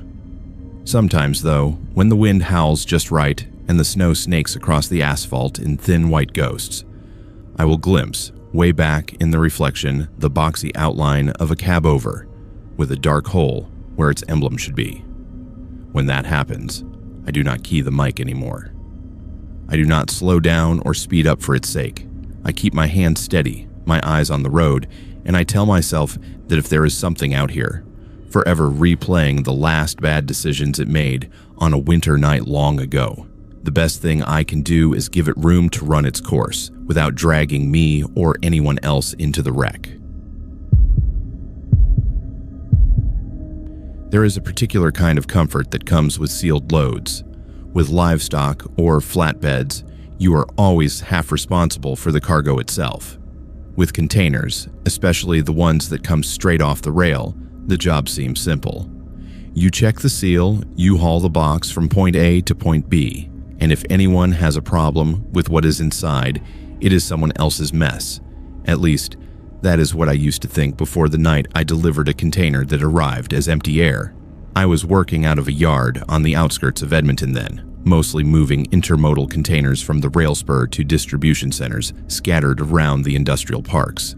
Long rectangles of steel stacked 3 high, each with its paperwork and its numbered seal, all part of a system designed to make sure no one touched anything they were not supposed to. It is repetitive work, but there is a comfort in the ritual of it. You back under the box, feel the weight settle onto the frame, lock the pins, sign the form, and roll. That evening, the air had that wet edge that promises freezing rain. Low clouds hunched over the yards, turning the sodium lights into hazy orange halos. The day shift was just finishing as I clocked in, a shuffle of drivers swapping gossip and keys in the cramped dispatch office. My manifest was a standard list, 3 containers, all bound for the same general area on the south side. The third one down was circled in red, which usually meant a rush, but the notes were normal. Medical supplies, it said. High value, direct to warehouse, nothing unusual for a city this size. The box itself did not look like anything special. Faded blue paint, company logo half peeled off, a thin skin of grime from its trip across the country. The seal was intact, a dull metal loop crimped tight through the latch, the number matching the one on my paperwork. As I hooked it up, a young guy in a reflective vest approached, clipboard in hand. I had seen him around the yard a few times, always hovering near the rails, always moving just a little faster than everyone else, like he was keyed up on too much coffee. "Hold up a sec," he said, breath puffing in the cold. "Need to double-check that third load. Dispatch wants a second verification on the seal number." He said it like an inconvenience, like he had been sent to babysit a process that did not need babysitting. I read off the digits, watched him write them down. He leaned in close to squint at the tiny stamped numbers, his gloved fingers brushing the metal. For a second, his hand lingered there, longer than necessary, but I wrote it off as him steadying himself on the icy ground. "Looks good," he said, stepping back with a quick smile that did not quite reach his eyes. "You're good to go." I climbed into the cab, put the exchange out of my mind, and eased the rig out of the yard. The city swallowed me up in its usual way. Lines of headlights, traffic lights cycling, a mix of impatience and fatigue hanging over the roads. The container rode smooth and steady behind me, heavy enough that I could feel the inertia in the turns, but not so loaded that the truck felt sluggish. Just another box, just another run. The warehouse sat at the back of one of those sprawling industrial complexes where every building looks like a clone of the one beside it. Wide bay doors, security lights, a patchwork of tire tracks in the snow. I backed into the assigned dock, feeling the familiar thump as the trailer met the bumpers. Inside, a receiver in a high-vis jacket met me with a scanner and a polite nod. We went through the usual dance, confirmed the container number, confirmed the seal number, signed the electronic pad. "Been waiting on this one," he said, more to himself than to me. "They have people lined up to break it down." I stepped aside as he snapped a photo of the seal for their records. He reached up, cutters in hand, ready to slice through the metal. Then he froze. "This is weird," he muttered, frowning. "Feels loose." He wiggled the seal gently, then gave a sharper tug. The loop came away in his hand without resistance, ends still crimped together. There was no break, no obvious tampering. It looked like it had never been closed around the latch at all, even though I had watched him twist it just moments ago for the photo. "You saw that, right?" he asked, looking at me with a sudden tightness around his eyes. "Yeah," I said slowly. "It was through the hasp when we left the yard. I read the number off it." He checked the latch itself. It hung free, No secondary lock in place. For a second, we both just stood there with the metal ring between us, the absurdity of it pushing back against the creeping wrongness. Then he shook himself and swung the doors open. The inside of the container gaped back at us, hollow and echoing. No stacked pallets wrapped in plastic. No boxes, no crates, no loose debris. Just bare steel walls and a scuffed floor marked only by a thin layer of dust that caught the overhead lights. The air that spilled out was dry and cold, smelling faintly of metal and old air, the way empty spaces sometimes do when they have been shut for too long. The receiver turned to look at me, as if I might somehow produce 20 tons of cargo from out of thin air. I stared back at him, then at the yawning emptiness. My mind flicked through possibilities, each one less satisfying than the last.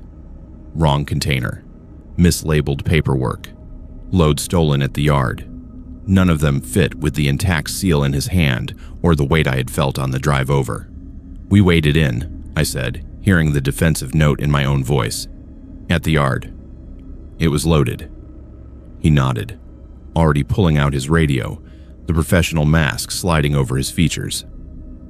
"Dispatch, we have a problem on Dock 3, he said.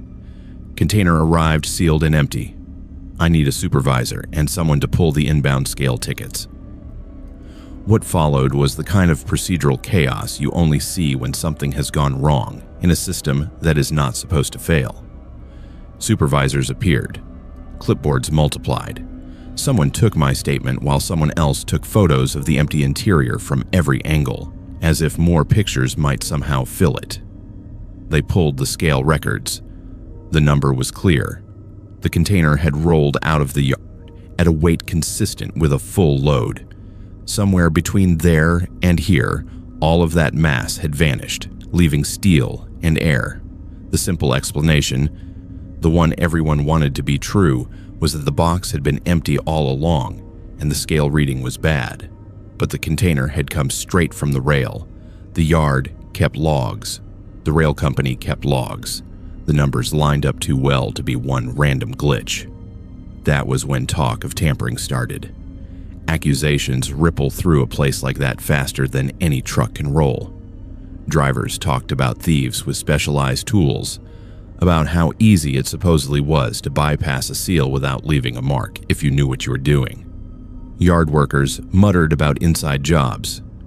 Management people in pressed shirts and stiff jackets arrived to ask the same questions in slightly different ways.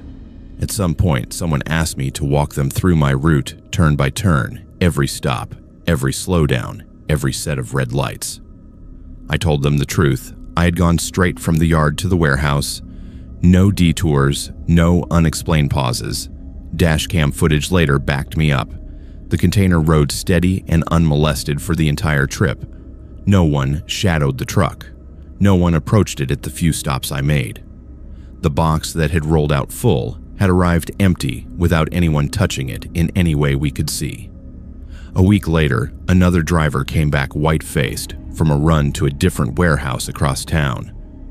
Different container, different customer, same result. Intact seal, empty box, scale data that said there had been weight that now was not there. People started joking about haunted freight, about someone shipping ghosts. The laughter was thin, security was tightened. Cameras were checked and double-checked. Yard access logs were scrutinized. That was when a pattern emerged. On each of the nights when one of the vanishing loads had left, someone had done an extra visual verification of the seal numbers. Always a different driver. Always a different destination. But the person holding the clipboard, the one with the reflective vest and the too quick smile, was the same. When they went to pull his personnel file, there was nothing. No full name that matched the timesheets. No hiring paperwork. The sign-in logs had his first name scribbled in with a dozen different last initials. On the camera feeds from those nights, his face was either turned away from the lens or blurred by motion. A smudge of a man who had somehow moved through all the cracks. By the time anyone realized that, he was gone. Stopped showing up at shift change, phone disconnected. Whatever he had done, or not done, depending on how you wanted to frame the impossibility, stayed with the empty containers and the angry clients and the long reports that led nowhere. Officially, nothing was ever proven. Unofficially, everyone agreed on 2 points. First, something very valuable had been inside those boxes before they rolled out. Second, whoever had taken it had done so in a way that used every blind spot in the system. The trust in seals, the gaps in camera coverage, the complacency of people like me who believed that once a door was shut and stamped and logged, its contents were beyond our concern. I changed carriers a few months after that. It was not just because of the incident, but that was part of it. The comfort I had taken in sealed loads was gone. Every time I backed under a container, I found myself wondering what was really inside and whether it would still be there when I reached the other end. I started double-checking seals, not because I thought I could catch whatever trick had been used, but because not checking felt like inviting the same vanishing act to happen again. Even now, when a receiver cuts a seal and swings open a pair of steel doors, there's always a small, irrational part of me that braces for the echoing hollow instead of stacked cargo. Most of the time, reality behaves. The space is full of what the paperwork says it should hold. On the rare occasions when I hear about a load that arrived wrong, weight off by more than a rounding error, my mind goes back to that first empty container and the moment when space itself seemed to have swallowed something whole between 2 fixed points on a map. People will tell you that freight is simple, that it is just numbers and routes and metal and fuel, but out on the fringes of the yards, under the sodium lights and the low clouds, or it can start to feel like there are other economies at work. Moving things no manifest ever lists. Shifting weight no scale can register. And sometimes, when you are the one sitting behind the wheel, you realize you are not just hauling cargo. You are driving the line where things appear and disappear, last person to see something that should not be able to vanish, but somehow did. The first time I heard the voice on Channel 19 use my name, I almost drove off the road. I had been driving long enough by then to know that the CB can feel like a lifeline. You spend hours boxed in by darkness, lights from oncoming traffic smearing past, and that scratchy chatter becomes your only proof that the rest of the world has not fallen away. Most of it is nonsense. Weather, road conditions, jokes that would get you fired anywhere else. But every so often, someone actually saves your skin with a heads up about a blown tire or a wreck over the next hill. That was what I told myself the night east of Red Deer when the voice cut through the static and said, as clear as if he was sitting in my passenger seat, "Haley, you need to slow down before you hit that ice at the marker." I had not given my name. It was late, the kind of late when the clock's numbers stop meaning much. A storm had rolled through earlier, left behind dirty snow piled on the shoulders, and streaks of black ice that caught your tires if you were careless. I was running solo, heading south with a mostly empty trailer, which is one of the worst combinations for winter driving. Too light to grip properly, too heavy to catch once it started to go. The radio was on out of habit, Channel 19 humming with occasional burst of conversation. I was thinking about coffee and the warmth of the next truck stop, not about ghosts or glitches, when the channel went dead silent for a beat. Then a man's voice slid in, smooth and calm, pitched low enough that it did not crackle. Southbound in the blue tractor, with the faded logo, "Haley, drop about 10 and take the right lane. Black ice just past marker 183. I froze. My rig did fit that description. I'd not mentioned where I was or what I was driving. I'd not been on the air in at least half an hour. Reflex took over before fear did, at least. My foot eased off the throttle. The speedometer needle crept down. I signaled and shifted to the right lane, more because the certainty in that voice made my body move than because I fully believed him. 20 seconds later, my headlights swept over a patch of the highway that looked no different from the rest, maybe a little shinier. Maybe I only thought that after the fact.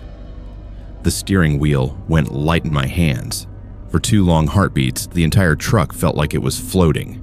The back end began to slide just enough that instinct screamed it was about to come around. I did what they teach you. No sudden brakes, no overcorrection. I let the rig ride it out, nudged the wheel gently, breathed through clenched teeth. The tires bit back into real grip, and the weight settled under me again. I exhaled a shaky laugh that sounded nothing like amusement. "Nice save," the voice on the CB said, in that same even tone. "Seen worse there. You will be clear after the next bridge."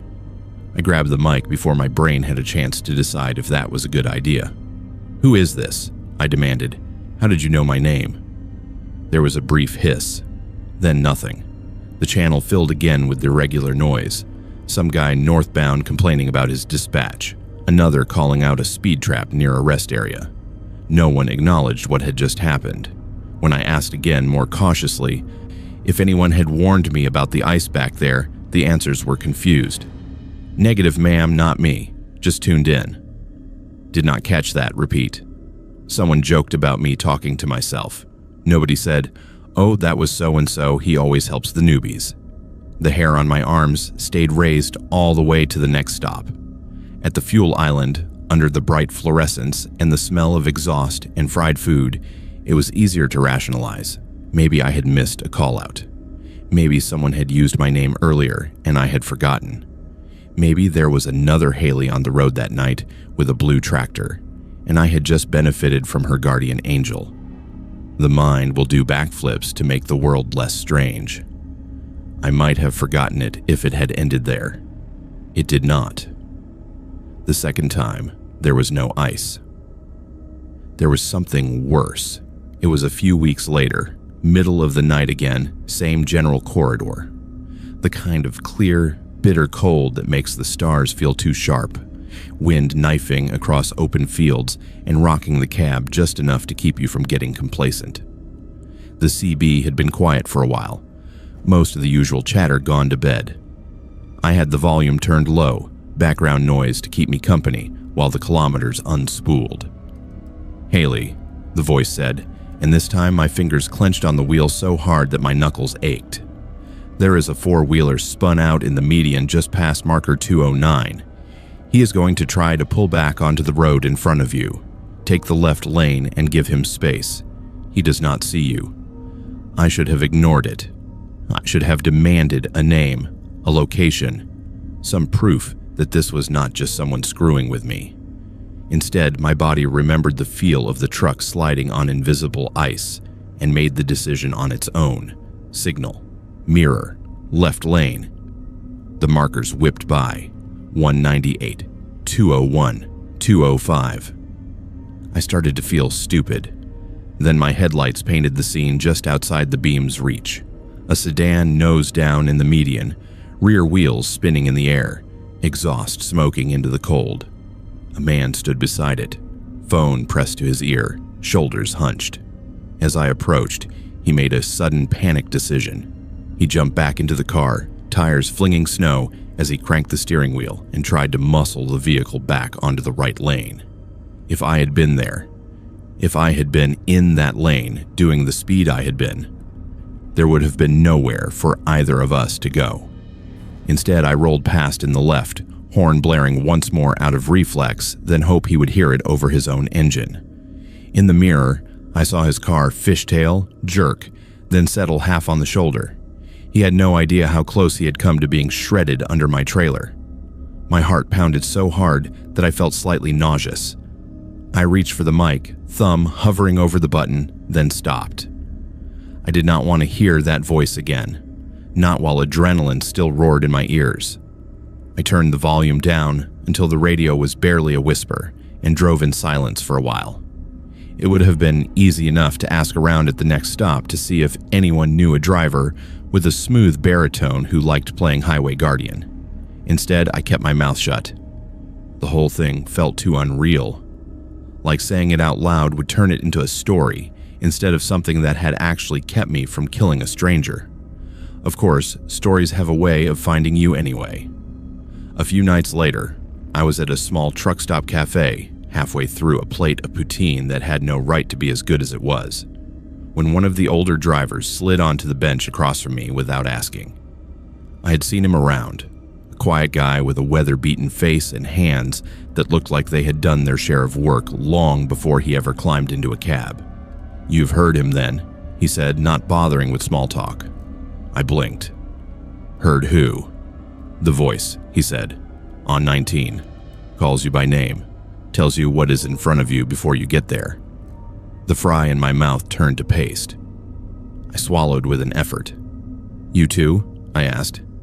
He nodded, eyes distant for a moment. "First time was 98, I think. Winter like this. There was a bad wreck near the old overpass.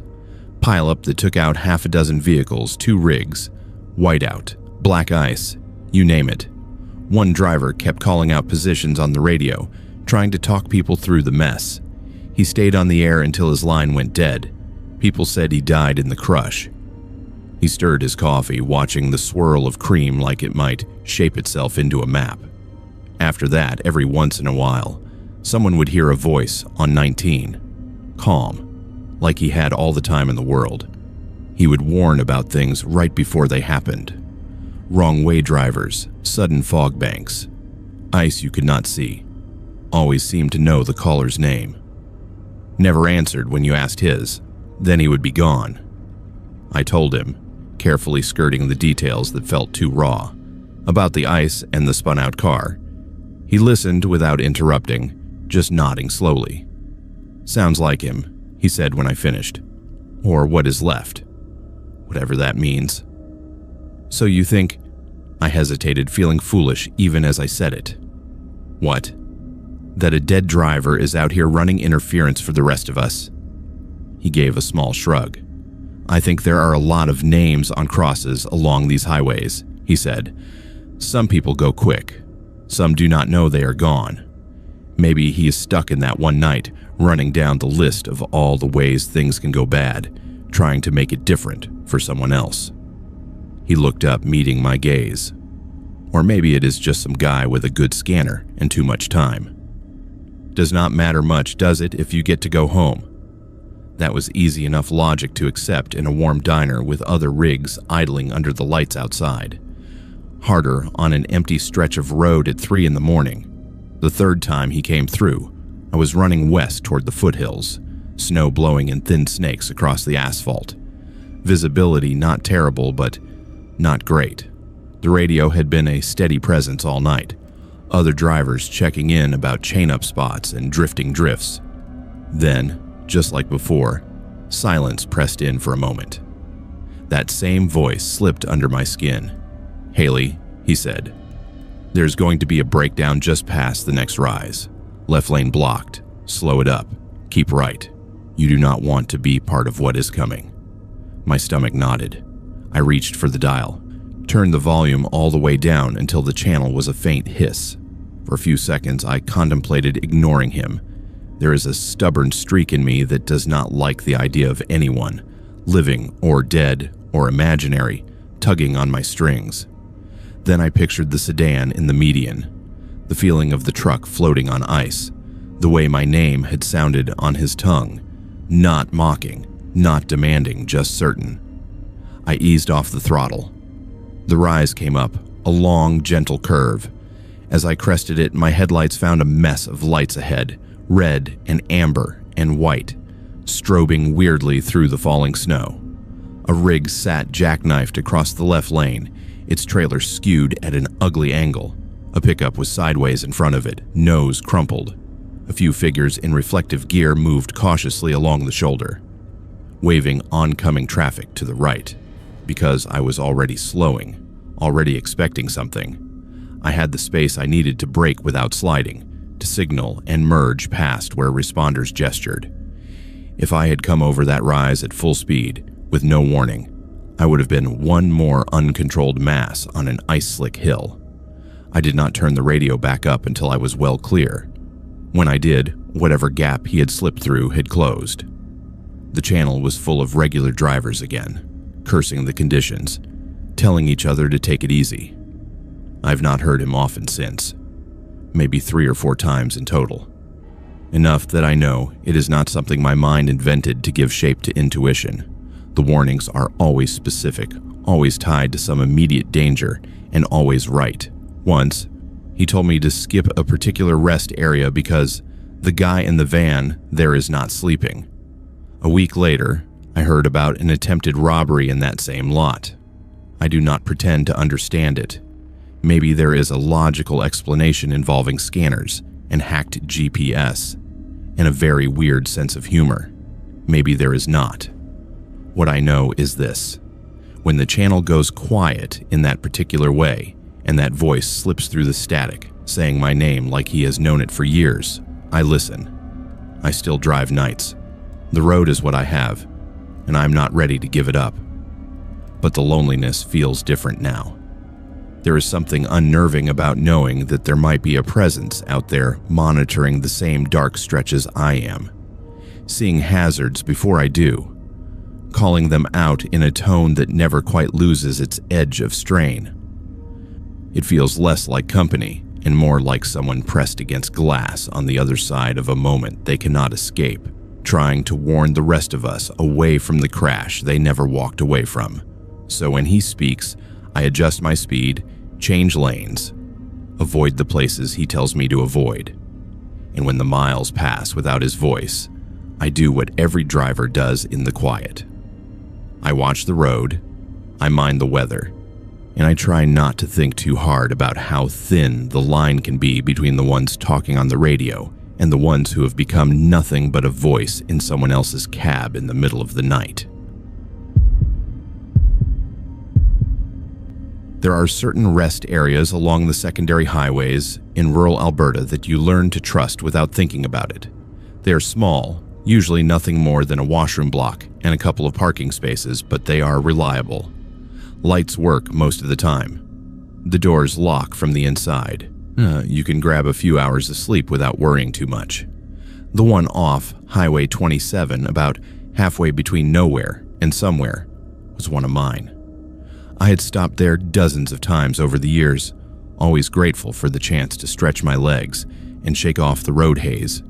It was old, sure, with paint peeling from the concrete walls and a vending machine that had not worked since the previous decade, but it felt safe in the way familiar things do. That feeling died one February night when I wandered through a door I was never supposed to see. The cold that night had teeth, the kind that bites through layers and makes your joints ache before you even step outside.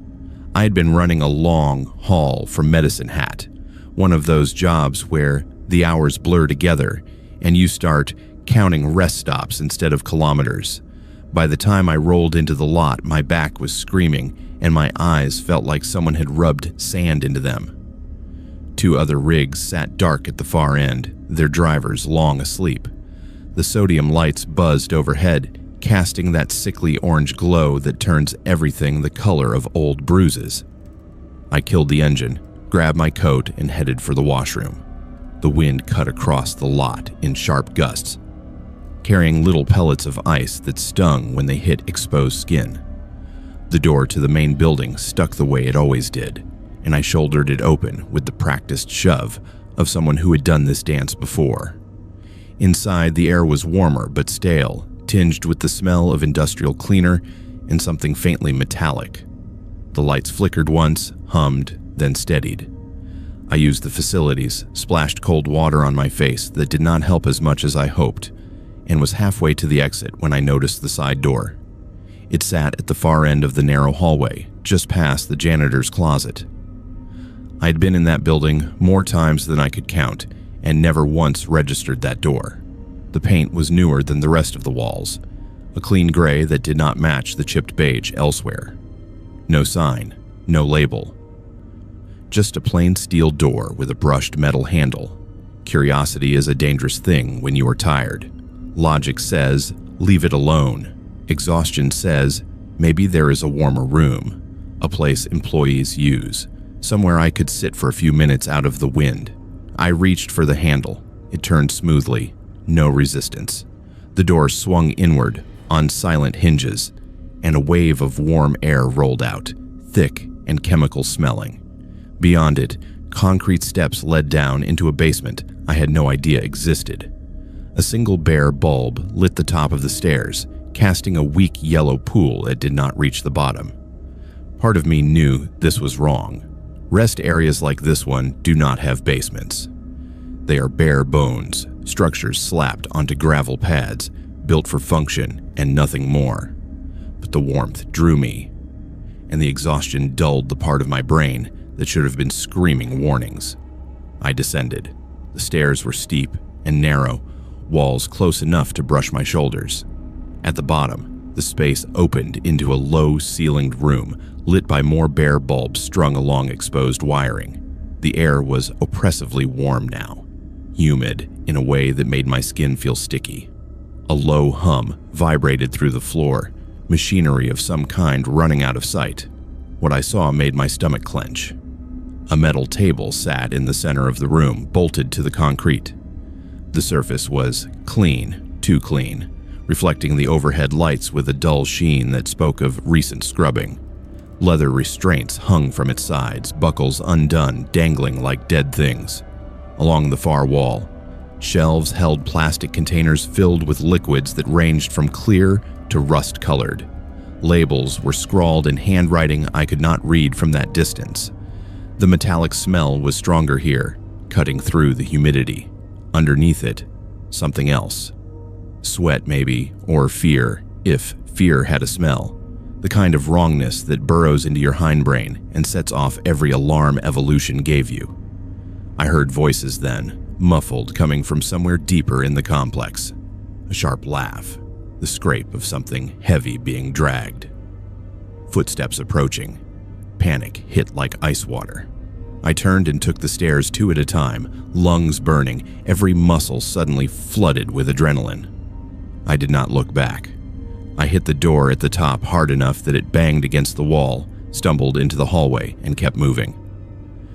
Through the main door, out into the freezing lot, the wind now a blessing because it meant I was outside. Away, in a world that made sense. I climbed into my cab, locked the doors, and sat there shaking for a long time. The other 2 rigs at the far end of the lot remained dark and silent. Nothing stirred in the rest area. The building sat under its buzzing lights, as ordinary and unremarkable as it had been when I arrived.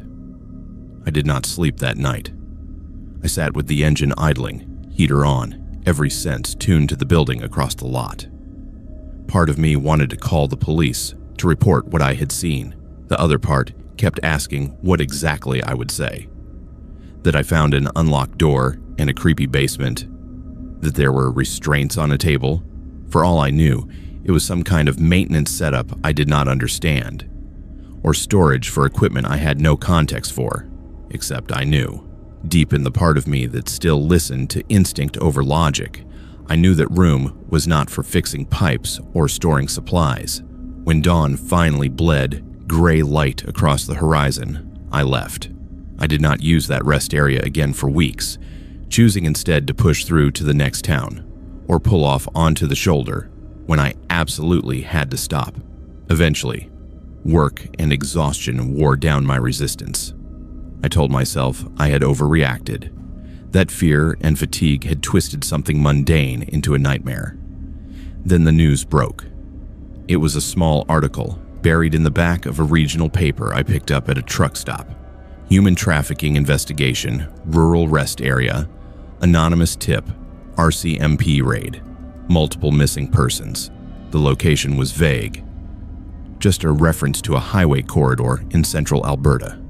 But the details matched: an underground space, evidence of confinement, connections to a network that had been operating quietly for years, using facilities in plain sight that no one thought to question. I sat in my cab with that paper spread across the steering wheel, hands shaking again. The article did not name the exact rest area. It did not have to. I knew. What haunted me most was not what I had seen. It was the timing. How many nights had I stopped there, used that washroom, walked those same halls, never noticing that door?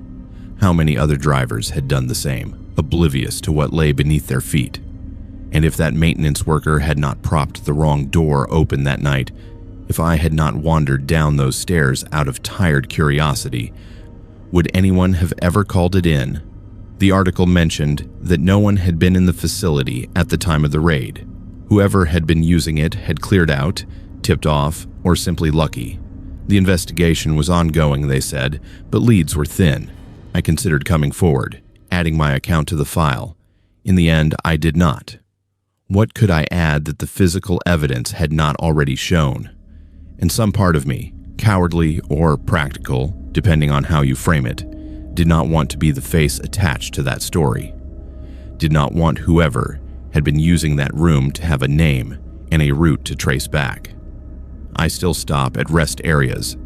There is no avoiding it in this job. But I do not wander anymore. I use the facilities, I leave, and I keep my curiosity on a short leash. The world is full of doors that are not meant to be opened, and sometimes the only thing separating you from what is behind them is the accident of a tired moment and a choice to look where you should not. On the nights when I pass that particular stretch of highway, I see the rest area lights in the distance and feel my chest tighten. Sometimes there are rigs parked there, drivers sleeping soundly, unaware of the history beneath the concrete. I do not stop to warn them. What would I say? That once in that building something terrible happened? That it might happen again? Instead, I keep my hands on the wheel, my eyes on the road, and I drive past. The only difference now is that I check my mirrors more than I used to, scanning not just for traffic, but for the unmarked vans I sometimes see, idling in the lots. The ones that do not belong to any company I recognize. And when I see them, I make a note, log the plate if I can, and keep moving. It is a small thing, probably meaningless, but after what I stumbled into that night, it is the only way I know how to keep driving these roads without feeling like I am complicit in the silence that lets places like that exist in the first place. The trucking yard on Edmonton's south side was the kind of place where everyone knew everyone's business. We parked in the same spots every night, left our rigs lined up like sleeping animals under the security lights, and trusted that nothing would happen because nothing ever did. It was not fancy. The pavement was cracked, the fence sagged in places, and the office trailer looked like it had been there since before I was born. But it was ours. It was safe. Or at least, that is what we all believed until the morning Carter's rig burned. I had been working out of that yard for almost 3 years by then, running regional routes that kept me close enough to sleep in my own bed a few nights a week. The routine was predictable in a way I had come to appreciate. Clock in, check the board, grab your keys, roll out. Most nights, I would pull back in after dark, park in my usual spot near the back fence, lock up, and head home. The yard sat quiet overnight, just rows of trucks and the occasional security patrol that may or may not have actually been awake. That particular morning, I arrived earlier than usual, the sky still caught between night and dawn, the kind of purple-gray that makes everything look unfinished. I turned onto the access road and immediately saw the emergency vehicles. Fire trucks, ambulance, 2 police cruisers, all clustered near the northwest corner, where the older rigs usually parked. Red and blue lights strobed across the metal siding of the nearby warehouse, turning the scene into something out of a bad dream. My stomach dropped before my brain even processed what I was looking at. I parked outside the gate and walked in, showing my ID to the officer who stopped me at the entrance.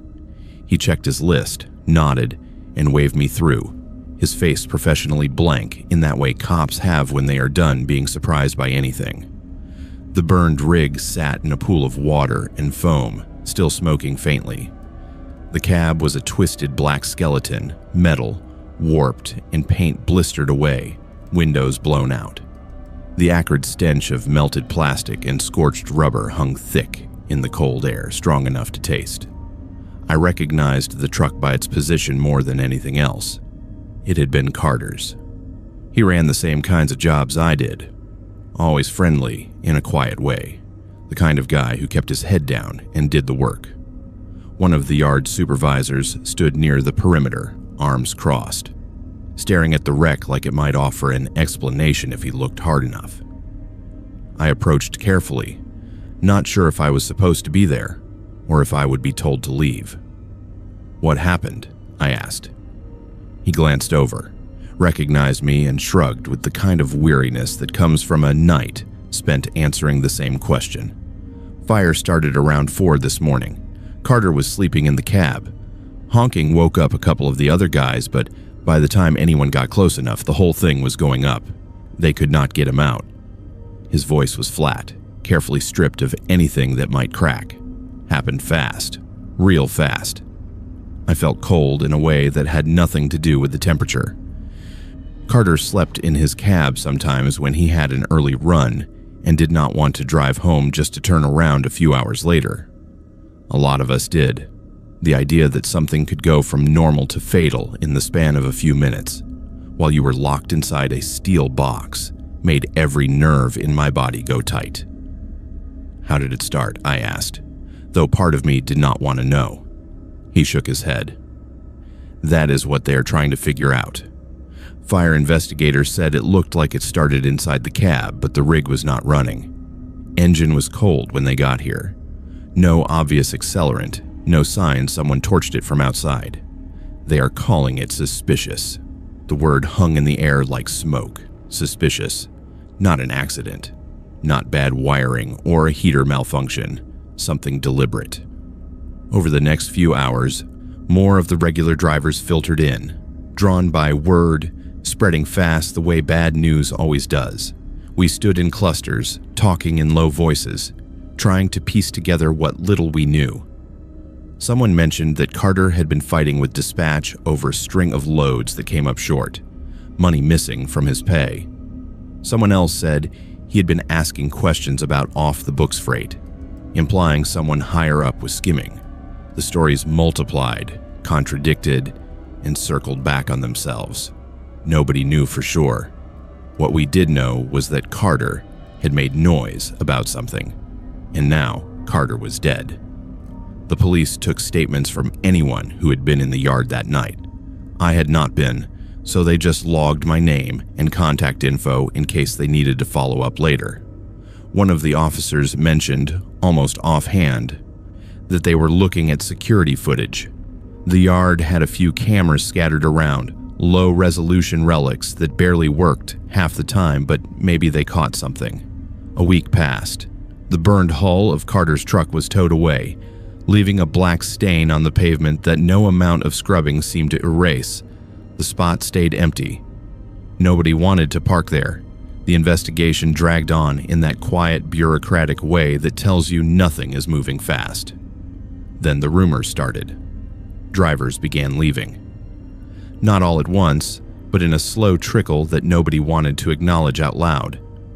A guy who had been there for 5 years suddenly took a job with a competitor across town. Another just stopped showing up. No explanation, no goodbye. The ones who stayed started acting differently, more cautious, less willing to joke around or talk about anything that was not directly related to the next load. I caught wind of the real story in pieces stitched together from overheard conversations and things people would only say after a couple of beers when their guard was down. Carter had not just been complaining about missing pay.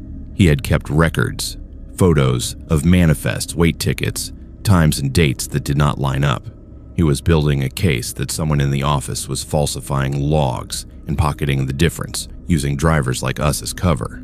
Whoever it was had found out. Maybe they confronted him. Maybe they just decided the risk was not worth leaving him around to talk.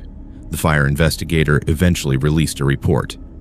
Delayed ignition device, they said, wired into the truck's electrical system in a way that made it look like a failure until you knew exactly what to look for.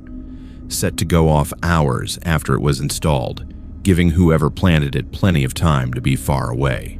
Professional work, or close enough to it. The kind of thing that requires knowledge and access. No arrests were made. The company issued a statement about cooperating fully with authorities, tightened security protocols that mostly involved more cameras nobody believed would help, and quietly settled with Carter's family. A few people in the office stopped coming to work. Transfers, they said. Restructuring. The kind of vague language that means someone got shuffled sideways to avoid the spotlight. The yard felt different after that. Smaller somehow, like the space itself had contracted. Drivers who used to sleep in their cabs started going home, no matter how inconvenient.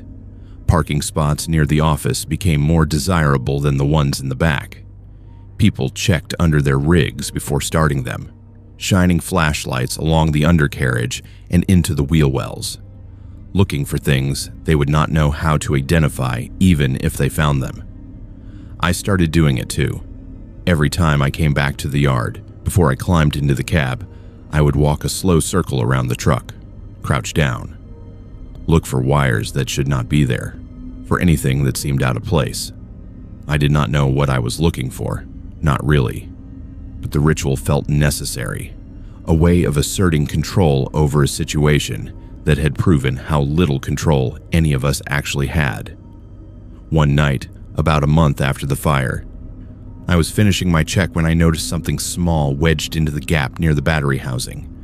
A thin piece of wire, stripped at one end, curled around a bolt. It could have been debris, could have been something left over from routine maintenance, but it was not there the day before. I was sure of that. I did not touch it. I backed away slowly, pulled out my phone, and called the yard supervisor. He came out with a flashlight and looked at it for a long time without saying anything. Then he called someone else. By the time the mechanic arrived and carefully extracted the wire, a small crowd had gathered, silent and tense. The mechanic turned it over in his gloved hands, frowned, and said it was probably nothing, probably fell in from somewhere. Nobody believed him. Nobody said so out loud. But you could see it in the way people avoided eye contact, the way conversations died when I walked past. After that night, 3 more drivers quit. I thought about joining them, but jobs are not easy to come by, and starting over, somewhere else, felt like admitting defeat to whoever had decided Carter's questions were too dangerous to leave unanswered. Instead, I changed my habits. I stopped parking in the same spot every night. I varied my routes home. I kept copies of every piece of paperwork, every load sheet, every email, stored somewhere off-site where no one could disappear it quietly. It felt paranoid. It felt necessary. The black stain on the pavement where Carter died is still there, faded now but visible if you know where to look. The company painted new lines around it, reorganized the lot layout, tried to make it blend in. It does not work. Every time I walk past that spot, I feel the weight of it. A reminder that some questions have answers people will kill to protect, and that the line between a workplace and a crime scene can be thinner than anyone wants to believe.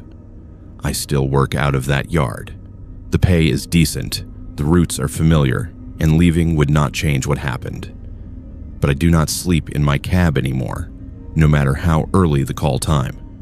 I do not ask too many questions about loads that seem off, and every time I turn the key in the ignition, there is a half second where I hold my breath, waiting to see if the engine starts clean, or if this is the morning someone decided I had become the next problem that needed solving. So far, it has always started. So far, I have been lucky. But luck is not a plan. And every driver who was there the morning Carter's rig burned knows that luck is a resource that eventually runs out.